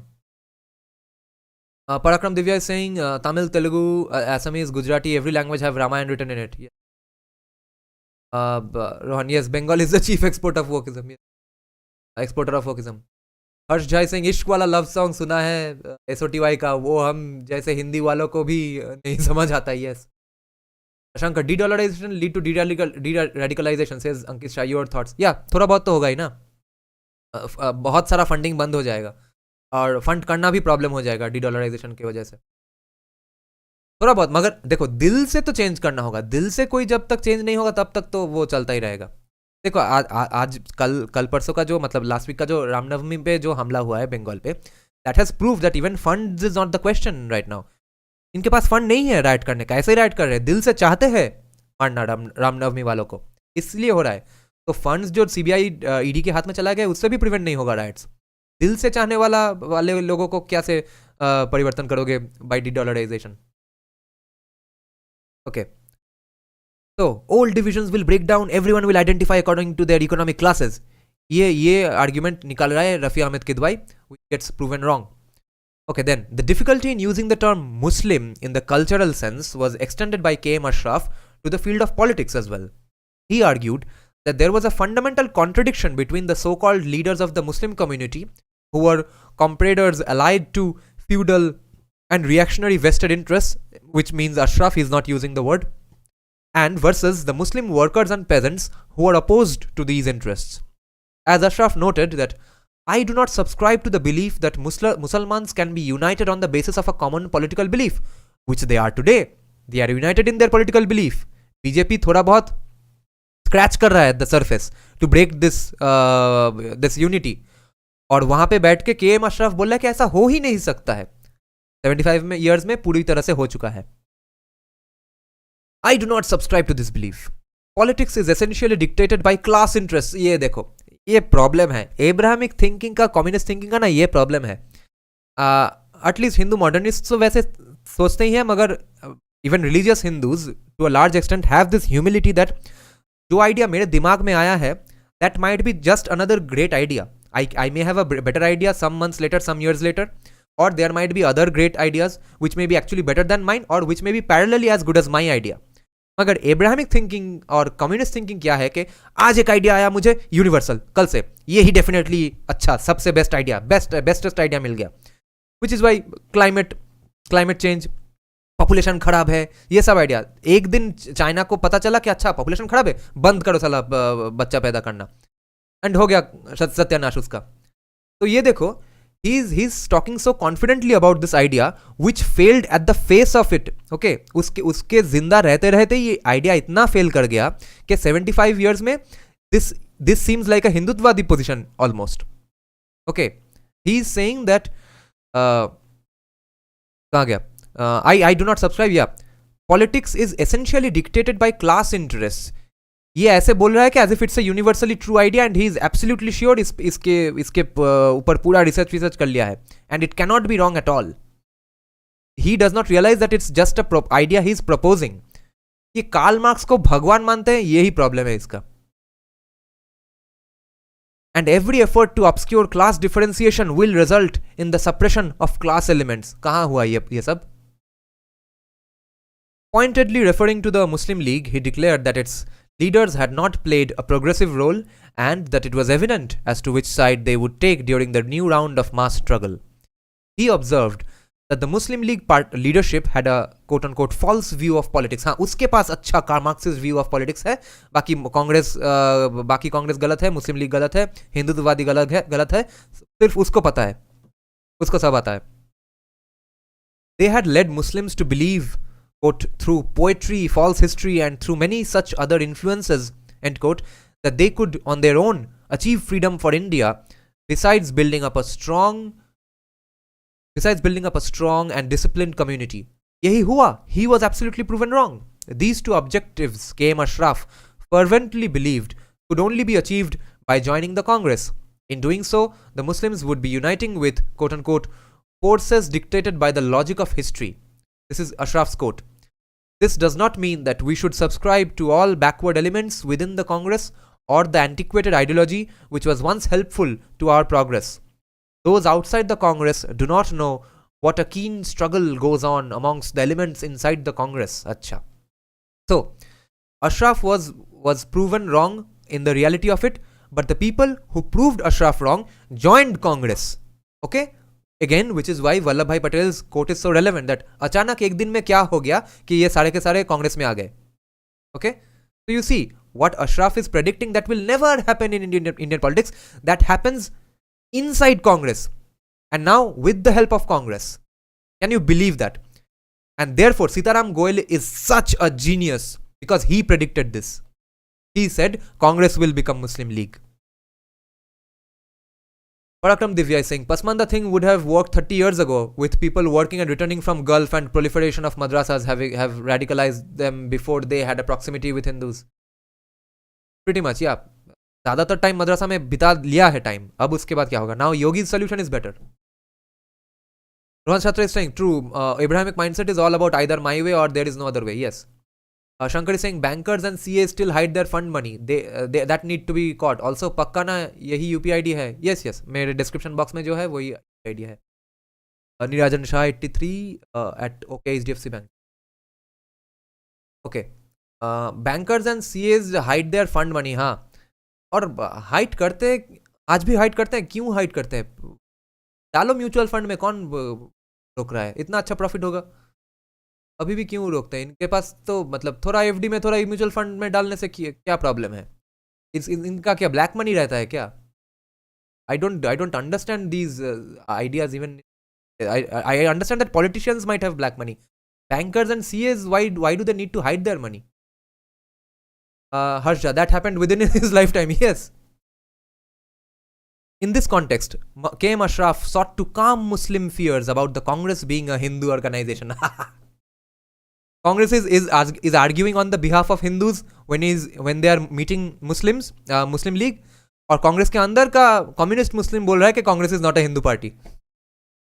He declared that the dominant impression of the Congress as being dominated by a Hindu mentality was due to the presence in the party of a capitalist class whose mentality was indeed communal. अच्छा, तो श्री अरबिंदो, वल्लभ भाई पटेल, ये सब तो capitalist class थे. अच्छा, अमीर है, ICS पढ़ने इंग्लैंड गया, इसलिए कैपिटलिस्ट क्लास होगा. हाँ, हो भी सकता है, कम्युनिस्ट का आर्ग्यूमेंट है, पता नहीं. It was this class which brought discredit to the Congress as a whole and gave it the appearance of a Hindu organization. The Congress could be purged of its Hindu and reactionary outlook only with the advent of radicalized Muslim masses into its fold. लो. देखो, अशरफ का सपना तो पूरा हो गया. कांग्रेस ने purge कर दिया हिंदू एंड रिएक्शनरी आउटलुक को, replaced it with exactly what Ashraf was recommending. Radicalized Muslim masses into its fold. This is why Dhulipala's paper is such a genius piece of work. Along with their Hindu counterparts already in the Congress, they could take over Hindu counterparts of the radical masses, okay? Along with their Hindu counterparts already in the Congress, they could take over the party organization and overthrow the rule of capitalists. Capitalists कौन है? Shri Aurobindo. Reactionaries and right-wingers. Such a move would destroy Muslim reactionary leadership, which had arrogated to itself the leadership of the Muslim Qawm. अच्छा, मुस्लिम league को तोड़ना है, इसलिए कांग्रेस को मुस्लिम league बनाओ. This is his entirety of his argument. क्या? I don't want to curse in front of the Indian flag. That's why I'm controlling myself a lot today. The resulting political revolution would bring an end to old-style politics of pacts and agreements between self-styled leaders of religious communities geared towards dividing the spoils of office. और ये इन लोगों ने ये जो narrative बनाया और ये prediction बनाया कि ऐसा ही होगा हमेशा के लिए, this is why after partition they kept saying, based on their assumption of what will happen in the future, they kept saying what already happened is also according to their assumption of the future. ये बोल रहे थे कि future में ऐसा होगा कि ये सब पॉलिटिक्स इरेलेवेंट हो जाएगा, सब लोग अपने क्लास इंटरेस्ट के साथ क्लास इंटरेस्ट के बेसिस पे ही सिर्फ खेलेंगे. Which is why the communist line of argument about partition is that, which is why Bengalis write tons of partition literature, okay? कहीं पे हिंदू मुस्लिम कॉन्फ्लिक्ट नजर नहीं आएगा.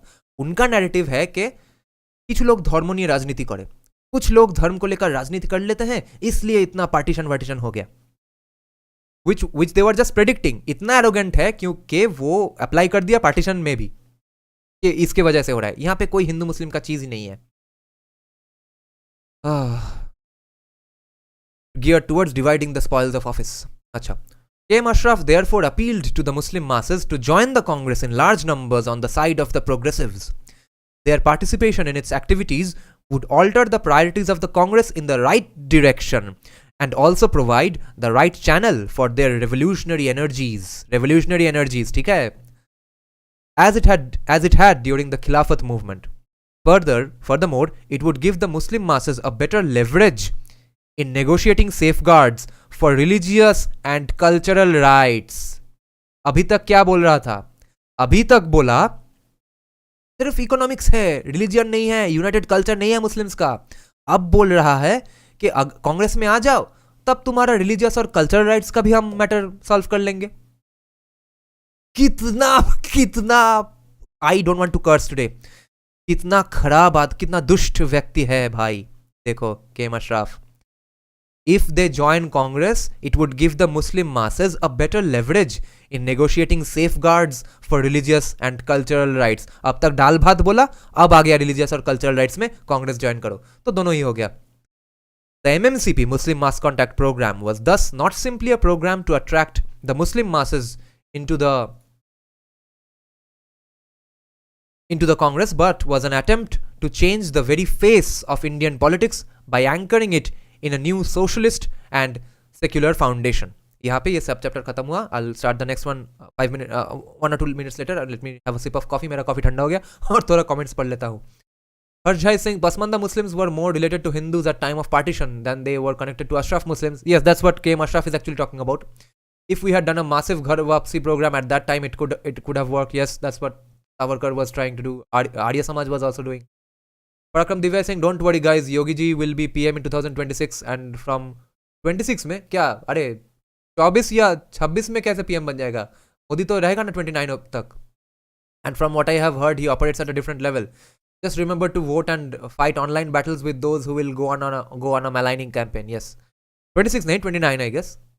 Rohan Shatra is saying this mistake also made by Kashmiri Pandits for not doing Ghar Wapsi of Muslims when they wanted to after 1947, and we all know what happened to them later. Yeah, Ghar Wapsi में क्या problem है? I don't get it. वो तो गया था कोई गलती से या कुछ थ्रेट के वजह से, उसको वापस लेने में क्या प्रॉब्लम है? थोड़ी वो खुद बड़ा वेद पढ़ के एकदम एक्सपर्ट बन गया था हिंदुइज्म का, फिर उसको लगा कि नहीं Hinduism is not enough, I need Islam in my life, फिर पूरा का पूरा कुरान हदीस सब कुछ पढ़ लिया, फिर जाके मुस्लिम बना. ऐसा तो नहीं है. वो दिल से क्या था, तो उसको वापस लेने में क्या प्रॉब्लम है?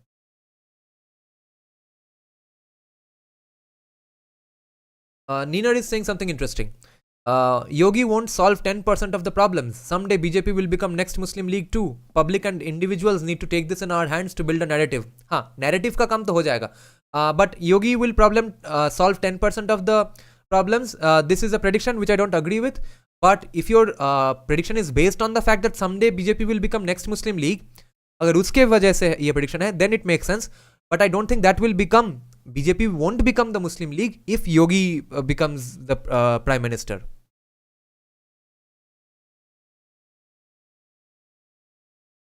Okay. Now Muslim League's response to the Congress challenge. अब देखो कांग्रेस ने ये MMCP वगैरह कर दिया, अब इसके रेस्पॉन्स में मुस्लिम लीग क्या करता है? अभी तक हम शिया सुन्नी कॉन्फ्लिक्ट तक नहीं पहुंचे हैं. Parakram Divya is saying Modi ji will resign in 2026 as he would turn 75 and bring Yogi ji through lateral entry, as many in BJP would not like him to be PM. Do you think rest of BJP party structure is that important and that powerful today in front of Modi? I don't think Modi is resigning midway. He's definitely going on till 29. It will be interesting what you're predicting. I don't think that will go on. That has happened all this time because that was a norm. वो as से मिल गया था, मगर sitting इतना popular prime minister के साथ ये ऐसा करेंगे बीजेपी वाले, इतना प्योरिटी शायद नहीं होगा उनके थॉट्स में. हर्ष जय सिंह बीफ खा लिया मतलब अब तू हिंदू नहीं बन सकता, दिस इज द लॉजिक. अच्छा, तब तो बहुत सारे लोग ही हिंदू नहीं. Oh, by the way, beef खाने वाले हिंदू से याद आया. Did you all see that Abhijit Ayar Mitra, what he said about Netaji? I didn't know that he had some bad views on Netaji, but someone asked him on the podcast with Advaita Kala or the last Sham Sharma show. He said that Netaji was an absolutely matlab not deserving of respect or something. What was the term he used? That insensitive ऐसा कुछ. Because Netaji oversaw the torture of Indian soldiers on behalf of British who they were fighting, and they were tortured by the Japanese. Netaji ने वो prevent नहीं किया, इसलिए he hates Netaji. That shows that why he is against decoloniality. क्योंकि मतलब वो अपना ही तो आदमी है, उसको भी बचाओ ना जाके. First of all, how does he assume that Netaji did not have a conversation with the Japanese authorities that no, please don't do this to them? And I think that might have happened. And after that, Japan might have said that no, this is our department. Don't try to tell us what to do. We are supporting you, but we are not going to listen to you about torturing British soldiers who are by race and ethnicity Indian. But even other than that, even if Netaji had supported that, you see that logical conclusion cannot be applied in other places. Okay, Abhijit Ayar Mitra himself has said that वो गोली मारना चाहिए था जब farmer protest हुआ था. क्यों गोली मारना चाहिए था? वो तो अपने ही लोग हैं. तो ब्रिटिश आर्मी में इंडियंस फाइट कर रहे हैं for the government which is crushing oppressing rest of India. तो उसको फाइट कैसे करे? मारना अलाउड है, टॉर्चर अलाउड नहीं है. Is that the question? then it might make some more sense. But other than that, I don't know what Abhijit Ayar Mitra's conclusion is here. I think at best he had formed this opinion long back when he was younger. He was more idealist, and now he has not updated himself on that. He is holding on to his past idea. I think this idea should have evolved with his age.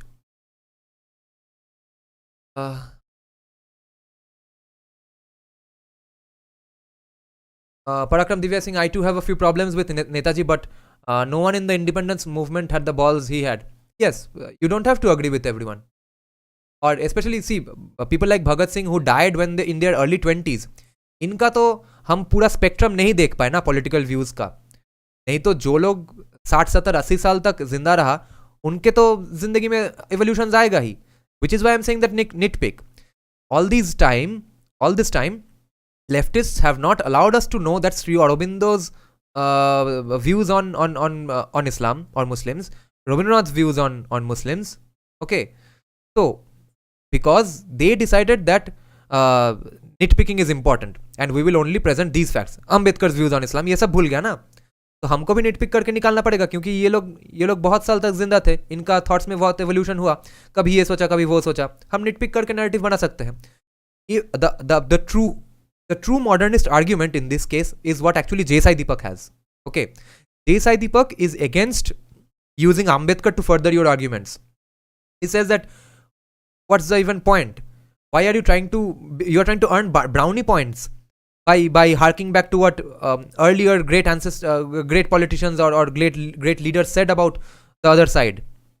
Okay, that's the true modernist take on this. Because why do we need to bother about what Ambedkar or Rabindranath said? They did not face today's problems. We are facing today's problems. So why can't we argue today on the anvils of today's problems? Okay, इस basis पे ही बात करते हैं कि आज रामनवमी पे हमला हो रहा है, इस बेसिस पे बात करते हैं instead of what Aurangzeb did or what Ambedkar said or what Rabindranath said. Rabindranath was secular, इसलिए हम रामनवमी पे हमला होने देते हैं. That's the communist argument. और Rabindranath was हिंदुत्ववादी. That's my argument. तो राबिंद्रिक हिंदुत्व लाते हैं और रामनवमी वालों को प्रोटेक्ट करते हैं. That would be my argument. J. Sai Deepak is saying what's the point? Okay, but leftist ने ही ये मॉडर्निस्ट आर्ग्यूमेंट नहीं लाया. मॉडर्निटी करते करते ये वाला मॉडर्निटी पे नहीं आए. हर बात पे रविन्द्रनाथ सेक्युलर है, ह्यूमनिस्ट है, आम्बेडकर सेक्युलर है, श्री अरबिंदो बड़ा ऋषि है, शांति का वार्ता फैलाता है चारों ओर, ये सब बोला है. So now we will absolutely have to use these people to use our as our intellectual ancestors. We have to hark back to their words and invoke them repeatedly. कि ये देखो तुम्हारा जो सेक्युलर हीरो लग रहा है वो secular hero नहीं है, वो हिंदुत्ववादी था. Because metaphorically you have to break every temple by leftists. Okay, they don't have physical temples, they have intellectual temples. Take away their idols, take away their temples, take away everything that helps them rally around. छीन लो ये सब उनसे metaphorically. Don't let them have any uniting point. Let them reject Rabindranath. Let them reject Sri Aurobindo. रहने दो सिर्फ Karl Marx को लेके बैठ के. सिर्फ और सिर्फ अगर कार्ल मार्क्स रहता ना इनके पास, ये लोग इतना खुदक नहीं पाते. ठीक है, इनके पास और भी थोड़ा बहुत सेक्युलर कोटेशंस वगैरह मिल गया है रविन्द्रनाथ का, अरबिंदो का, आम्बेडकर का, इसलिए इतना उछलते हैं. ये सब ले लो उनसे. सबको बोल दो कि ये नहीं ये भाई तुम्हारी आदमी नहीं, ये तो हमारा आदमी है, सब रिक्लेम कर लो. इसलिए वो कश्मीर फाइल्स में हम देखेंगे गाना ले लिया. अब ये लोग थोड़ा बहुत तो एटलीस्ट शर्माएंगे, 2 बार एटलीस्ट सोचेंगे ये प्रोटेस्ट में गाने से पहले. वो अभी कश्मीर फाइल्स का हिंदुत्ववादी फिल्म का गाना है, वो छीन लिया गया है उनसे.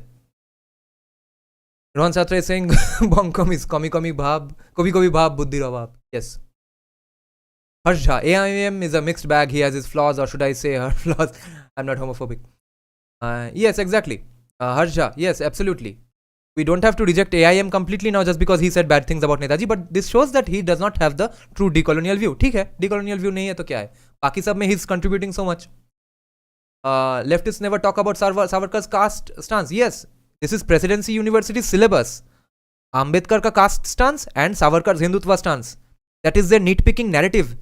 Their sociology syllabus is a political propaganda manifesto. So why shouldn't we nitpick? Okay. The Muslim League's response to Congress challenge. MMCP, the Muslim क्या था? Muslim Manch, भूल गया. MMCP, Muslim something program, outreach program, was a frontal attack upon the Muslim League, since Nehru had characterized it as quote-unquote a group of Muslims, no doubt highly estimable persons, but functioning in the higher regions of the upper middle classes and having no contacts with Muslim masses and few even with the Muslim lower middle class. ये नेहरू बोल रहा है जिन्ना को, जबकि नेहरू खुद ऐसा है. This is so hilarious. Jinnah himself was castigated as an elitist and a reactionary by the organizers of the UP Muslim Congressmen Conference that met in Allahabad in March 1937. An alarmed Sir Muhammad Iqbal, Allama Iqbal, pleaded with Jinnah to summon an All India Muslim Convention to take on Nehru's challenge. अच्छा, ये लोग डर गए थे. नेहरू ने बोल दिया, नेहरू ने जिन्ना को बोल दिया सूट बूट की सरकार, ठीक है. तो अल्लामा इकबाल बोल रहा है कि टू दिस कन्वेंशन, ये अल्लामा इकबाल जिन्ना को बोल रहा है कि to this convention you must restate as clearly and as strongly as possible the political objective of Indian Muslims as a distinct political unity in the country. दो कौमी नजरिया घुसाओ दिमाग में, ये अल्लामा इकबाल प्लीड कर रहा है जिन्ना को. It is absolutely necessary to tell the world both inside and outside India that the economic problem is not the only problem in the country. From the Muslim point of view, the cultural problems is of much greater consequence to most Indian Muslims. At any rate, it is not less important than the economic problem. ये अल्लामा इकबाल ने KM Ashraf के मुंह पे हक दिया. Jinnah issued a warning to the Muslims. Jinnah ने बोला, do not be led away by the cries of hunger and dal bhat. You must remember that nobody in the world can solve the fundamental economic, financial and social problems of a country overnight. इसने बोला कि देखो overnight तो economic problem वैसे भी solve नहीं होगा, तो उसके पीछे काहे का खाली में रैली करना, तो उसके बदले में अच्छा है पाकिस्तान आ जाओ. इसलिए 75 सालों में भी प्रॉब्लम सॉल्व नहीं हुआ. He appealed to the Muslims instead to join the Muslim League and make it a strong and really representative parliament of Muslim India, a body that may speak with unchallenged authority on behalf of the 80 million Muslims of this subcontinent. This is hilarious. Muslim mass contact program. Muslims of this subcontinent. The AIML, All India Muslim League, urgently instituted a series of changes in its organizational structure, declared goals, and ideology in order to meet the Congress challenge. इनका दिमाग हिल गया, अरे यार suit boot की सरकार बोल दिया भाई भागो. The charge was led by the UP men. A committee was set up under the chairmanship of Nawab Ismail Khan to devise a new organizational blueprint with the intent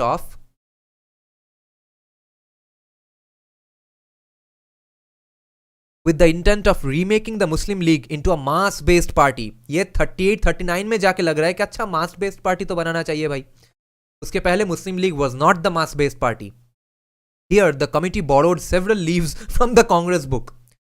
Under the new party constitution, town and tehsil leagues were designated as the primary units of the Muslim League organization. These units would elect district leagues, which in turn would elect provincial leagues. The provincial leagues were to elect the council of the AIML Muslim League, besides also sending nominations for the election of the party president. इतना power दे दिया गया booth level पे. The party membership fee was now fixed at 2 annas, below the Congress party fee of 4 annas. Cost cutting भी कर रहा है. Okay. Undercut भी कर रहा है कांग्रेस को. Nice. Below the Congress party fee of 4 annas as part of this new drive to shed the Muslim League's image as an organization of Nawabs and landlords.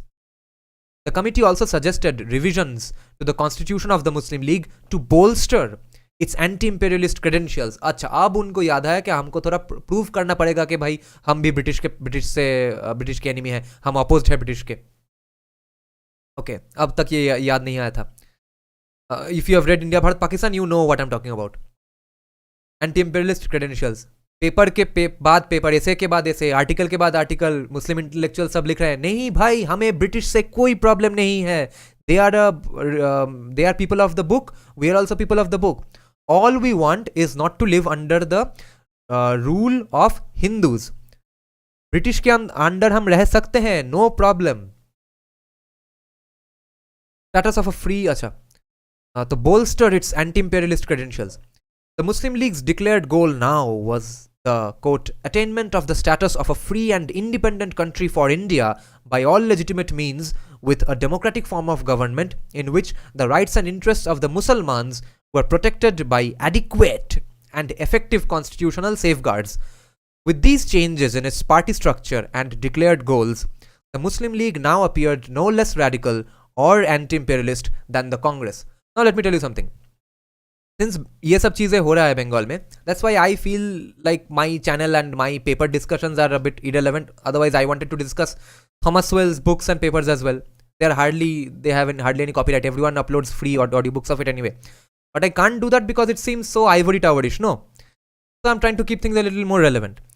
But see here that why I wanted to discuss Thomas Well is because he has a concept called that what he's diagnosing one of the problems in leftists is that he says leftists, progressives use terms which are not clearly defined, and on the basis of that they form entire movements and policies which devastate the lives of societies, nations and people over long periods of time. But the main problem is that those terms are not clearly defined, and he gives examples: fair, justice, social justice, affirmative action. All these are subjective terms. Like we were reading in the Bengal Madrasa education budget, they are saying that strengthening the Madrasa education board or something. Strengthening of the board के लिए budget है 50 करोड़. तो ये strengthening वगैरह ये सब पैसों से होता है, ये कैसे पता चला? Okay. I can argue that if you take away the funds, they will work on their own, collect their funds by consent from other people, and that's how the organization will structure will become more stronger. So here also you see why West Bengal and West Bengal's Muslim intellectuals are the birthplace of woke politics of the world, are because these were the terms created by West Bengal's Muslim intellectuals. Terms like it's not fair share मिलना चाहिए गरीबों को. यहाँ पे ये term देखो, okay, what is Muslim League saying? That attainment of the status of a free and independent country, legitimate country होगा, independent India होगा वगैरह, but what will that ensure?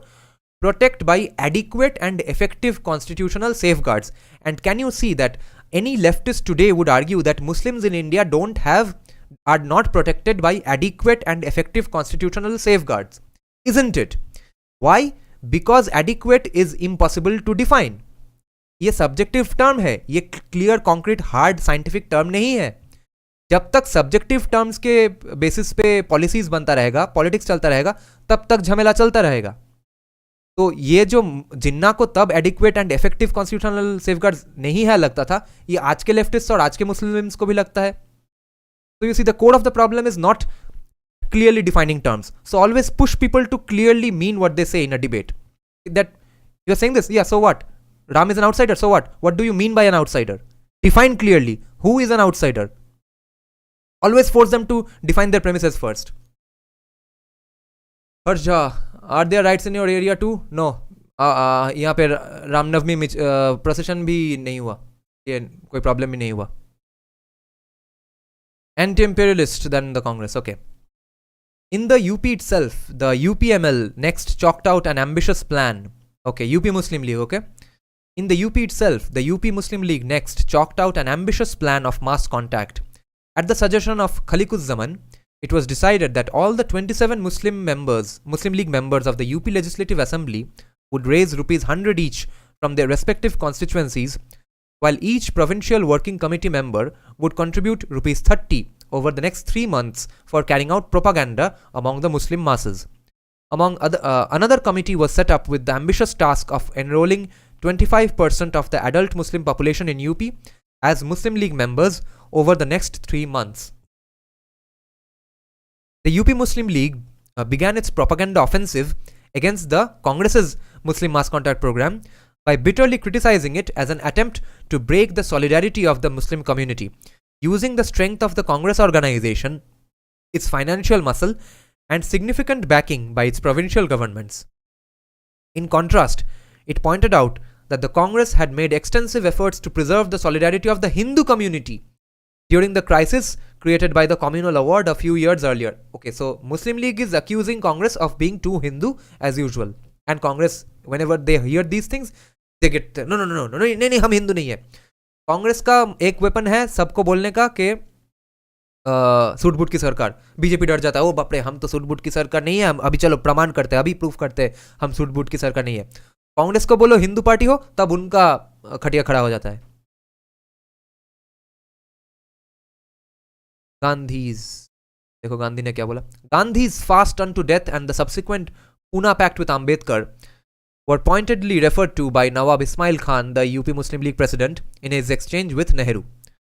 So Nawab Ismail Khan बोल रहे हैं कि it will be recollected that when separate electorates were provided for the untouchables at their own request, the Hindu leaders were most vehement in their denunciation of the Muslim attitude towards the question. They were charged with breaking up the solidarity of the Hindu community. Muslims entertain similar resentment against the Congress leaders today for launching the mass contact movement. अच्छा, मास contact movement क्यों किया? इससे ही गुस्सा आ गया कांग्रेस पे.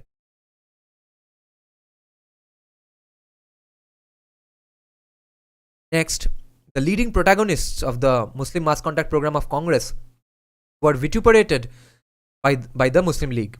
K. Ashraf was labeled as a godless communist and a traitor. The Muslim League's line of attack had a telling effect. K. Ashraf's popularity can be gauged from the fact that local Congress units fighting by-elections for Muslim seats soon beseeched the High Command not to send him for electioneering, given his unpopularity in the Muslim constituencies. देखो, what did we just discuss half an hour back? K. Ashraf जो कुछ बोल रहा था as if it's a universal idea, वो इतनी बुरी तरह से फेल कर गया in just 1 or 2 years that he became so unpopular that Congress वालों ने बोला को के एम अशरफ भाई को मत भेजिए इलेक्शन कैंपेन में, मुस्लिम्स वोट नहीं देंगे अगर के एम अशरफ का मुंह दिख गया तो. See how wrong they were.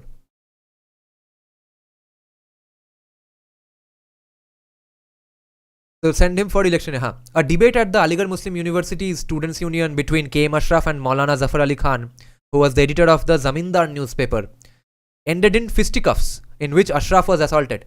Debate करने गया, मार खा के चलाया के एम अशरफ अलीगढ़ मुस्लिम यूनिवर्सिटी में. However, it is the ideological response to the फिर से नाम भूल गया, Muslim mass contact programme. However, it is the ideological response to the Congress's Muslim mass contact program that proved to be the most potent weapon in the UP Muslim League's armory. One of the prominent campaigners for the Muslim League in the UP was the Raja of Mahmudabad, who decried the Congress party's refusal to recognize the existence of the Muslim community. Acha, Congress party was refusing to acknowledge the existence of the Muslim party apparently, Muslim community apparently, and to work with its accredited leaders for national advancement. अच्छा, ये देखो, कांग्रेस ने क्यों Muslim community के leaders के साथ काम नहीं किया, ये प्रॉब्लम है. As he noted, we have over and over again assured our fellow countrymen, ये बोल रहे राजा ऑफ महमूदाबाद बोल रहे हैं, we have over and over assured our fellow countrymen that in any fight for freedom,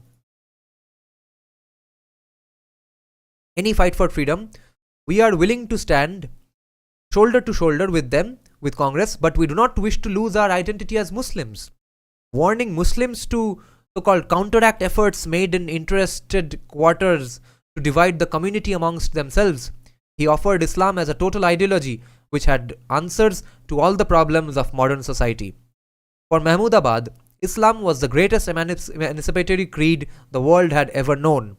Muslims were deeply desirous of political liberty because their religion teaches them liberty without which they cannot truly live. Islam was also socially emancipatory since it sought to break down the barriers of class, color and race. All Muslims, whether belonging to the masses or to the higher classes, were brothers.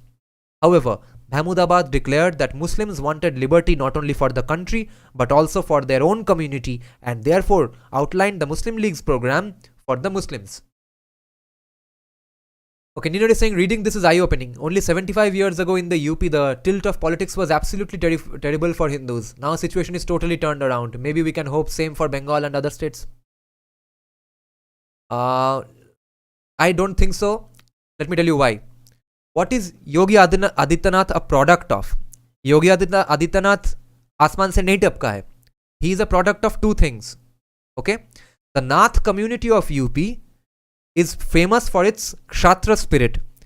The Nath community used to become yogis so that they can fight against Muslim invaders without any fear of their family getting harmed. क्योंकि family नहीं है तो harm कैसे होगा, देखा ही नहीं है family को 20 साल से.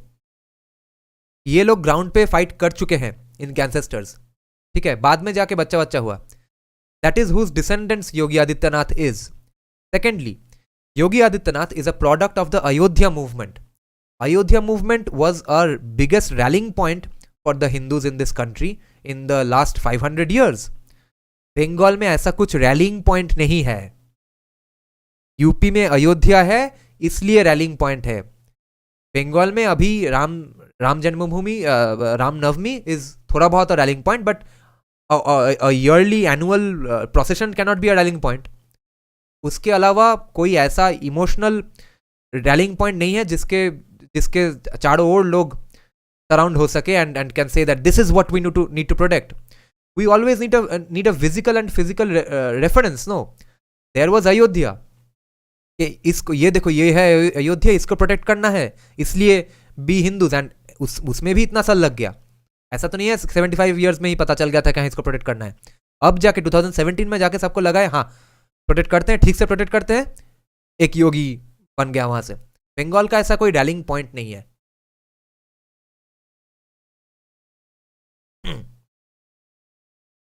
But also for their own community and therefore outline the Muslim League's program for the Muslim. If the अरे फिर से मैं नाम भूल गया अरे भाई, Muslim Mass Contact Program. If the Muslim Mass Contact Program offered the Muslim masses a fully fledged socialist program, Mahmudabad offered them a vision of Islamic socialism. Baapre. He asserted that the Prophet, peace be upon him, had in fact inaugurated the oldest socialist creed in the world 1300 years ago. I absolutely agree with this. This is actually true. Islam has lots of overlaps with communism. The Prophet had been an orphan and a poor commission agent. Quote unquote commission agent. ये कौन बोल रहा है? मैं नहीं भाई, ये महमूदाबाद बोल रहा है, राजा of Mahmudabad. He also knew that the majority in the world was poor and Islam was thus quintessentially the religion of the poor. The socialism that the Prophet inaugurated through Islam aimed to reduce social disparities and ensure that every individual had a comfortable existence.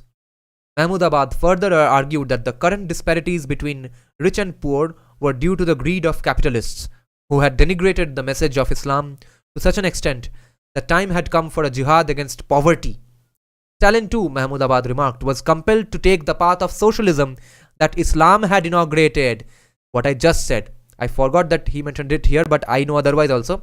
There are plenty of actual theoretical overlaps between what Islam espouses and what communism espouses, which is why JNU वाले commies जो कि हर कुछ पूरी दिन beef biryani खाते हैं और उर्दू शायरी पढ़ते हैं, हर चीज़ के अंदर सिर्फ एक ई घुसा देते हैं कि अच्छा कर्तव्य पथ नाम मत रखो, फर्जे सड़क ये सब नाम रख दो. ये लोगों को इतना अच्छा लगता है इस्लाम, इसीलिए I know presidencies communist upper caste Brahmin communist guys. Actually I know one guy, but there are many such like that in Bengal and definitely in JNU, who out of his own accord by reading Quran has decided to convert to Islam. He is now a Muslim today. It's been about 5-6 years. सिर्फ पढ़ के उसको अच्छा लगा कि अच्छा कितना egalitarian society है, espouse किया जा रहा है, तो I'll become a Muslim. I know two people. One of them has not officially converted. One of them identifies as a Muslim. He has not gone through the legal procedure के बोल रहा है कि क्या है इसमें. The other guy has actually become a Muslim because of this. There are plenty of overlaps between Islam and communism, which is why they always become allies. In Iran, today in West Bengal, everywhere. This is very important. Okay. So, Stalin was inspired from Islam. At least Stalin has overlaps with Islam. This is what Raja of Mahmudabad is saying. Was compelled to take the path of socialism that Islam had inaugurated. However, there was a fundamental difference between socialism and Islam. क्या है? While Islam was based on ijtima, socialism was not based on any such popular consent. Socialism was not based on any such popular consent of the community. But more importantly, I don't understand this point, but more importantly, socialism was a result of mere intellectual inquiry and had nothing to do with the heart. Islam, however, presented both the heart and the mind, and hence it would be enduring. It's actually true. This is what people have understood, and that's therefore identified with it so much. A Muslim League supporter summed up the critique of Congress socialism by remarking that when the slogan, quote, "Workers of the world unite" was raised, nobody has a problem, जो कि Marxist slogan है. However, when the slogan "Muslims of the world unite" was raised, everybody has a problem. So this is how he's critiquing Congress. He's saying कि अच्छा तुमको बोलना है कि workers of the world unite, बोलो, उसमें तो किसी को प्रॉब्लम नहीं आ रहा है. हम जब बोल रहे हैं कि Muslims of the world unite, उसमें सबको क्यों प्रॉब्लम हो रहा है? And he's saying that Congress has a problem with this slogan.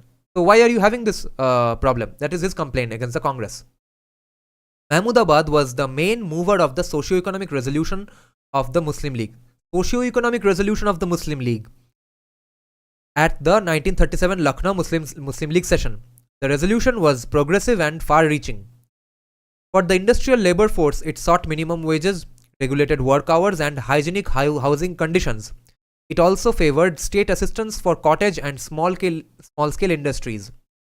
The resolution's stance against Hindu capitalists was evident from the plea, which is why today, up till even Ram Navami processions at least, they are going around still saying that it's a problem of poverty. Okay? Poor Muslims are attacking richer Hindus. That's why it's an economic question, it's not a religious question. These are the sources. The resolution was progressive and far-reaching. अच्छा, तो Muslim League का industrial labor force sought minimum wages, regulated work hours, hygienic housing conditions. See, all commie demands. It also favored state assistance for cottage and small-scale industries. Pakistan में कुछ कर नहीं पाया.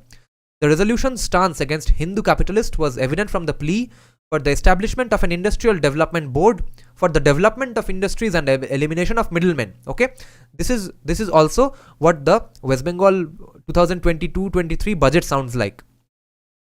For the peasants, it sought reduction of rural and urban debt, abolition of usury, security of tenure, fixation of fair rents. Thomas Well कहाँ गया? ये देखो, clearly undefined terms, fair rents fix करो, इसलिए आज भी farmers का problem solve नहीं होता है. ओके ऐसे ही आसमान से एक वर्ड अच्छा लगा बोल दिया, हाँ फेयर होना चाहिए, किसके हिसाब से फेयर कोई किसी को पता नहीं. Fixation of fair rents and abolition of forced labour. Mahmudabad also borrowed a leaf from Gandhian constructive programs advising Muslim to wear garha cloth woven by Muslim weavers. Okay, they are saying economic boycott of Hindus. Okay, that's what they are demanding here. And enforcing picketing of liquor and toddy shops, and join the Muslim League National Guard to participate in social work among the Muslim masses. This is why commies who are otherwise associated with these people, when it comes to Bajrang Dal, they say, no, this is too Abrahamic. The contrasting fortunes of the Congress and of the Muslim League and the fate of their respective campaigns to mobilize Muslim support were reflected in a series of by-elections that were held for Muslim constituencies in the UP during 1937-38. The first election in Bahraich was won unopposed by Rafi Ahmed Kidwai, the Congress candidate, as the UP Muslim League refused to put up a candidate against him. The next election was held in the shadow of the Congress Party's Muslim Mass Contact Program for the Orai Jhansi Hamirpur Muslim rural seat in Bundelkhand, and saw a bitter fight between the Congress and the Muslim League. Here, the Muslim League candidate emerged victorious. The Congress defeat, however, did not dishearten Nehru, since the Congress did creditably, leading in two rural segments of the constituency, with the Muslim League taking the lone, more densely populated urban segment. Okay? Urban Muslim segment में Muslim League को vote मिला, at least in this particular elections by election. It only strengthened Nehru's belief that the Muslim Mass Contact Program was working among the masses in the rural areas.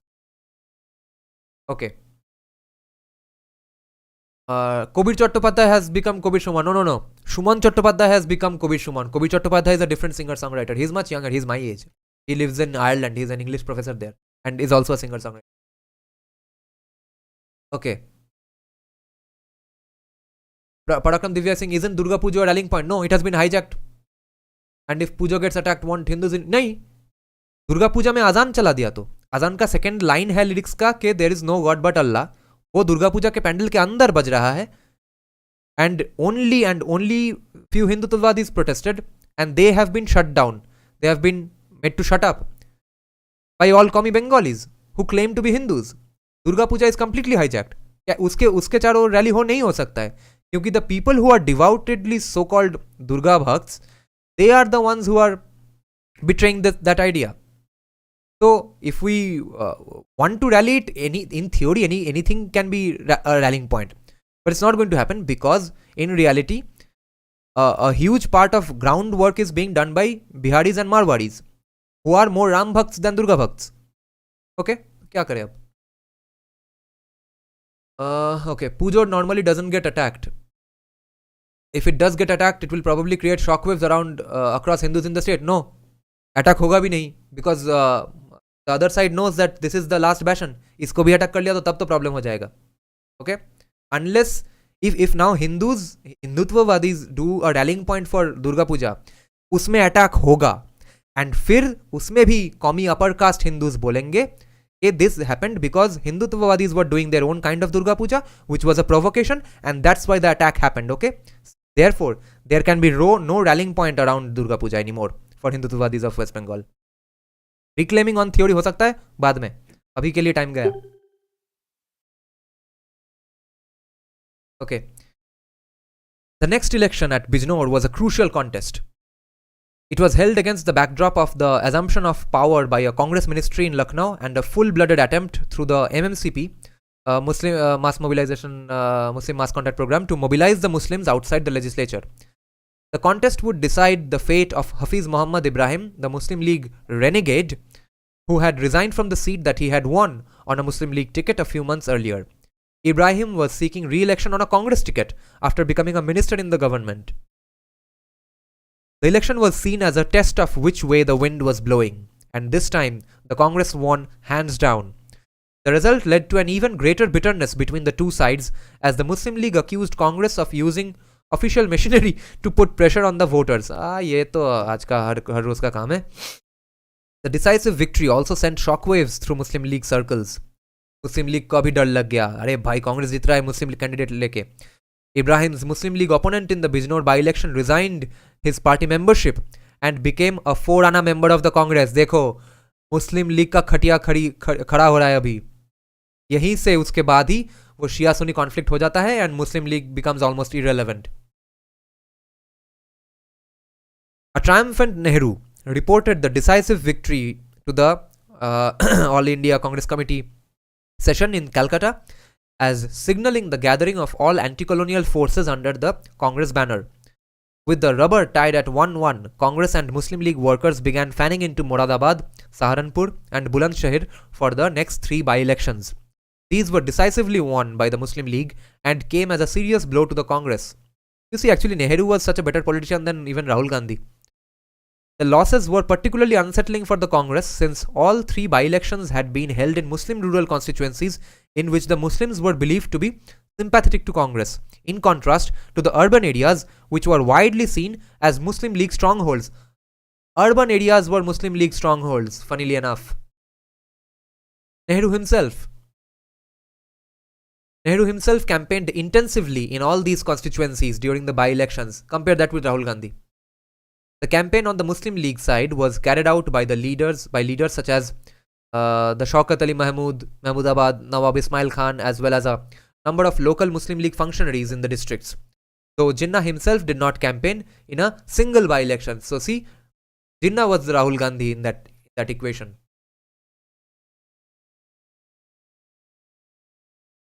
The Muslim League as an organization registered an impressive growth in the UP following these election victories. By January 1938, it had 3 lakh Muslim members on its rolls compared to the 1 lakh Muslims registered as Congress members. 3 guna zyada. An emboldened Muslim League now initiated a blistering attack on the policies of the Congress government.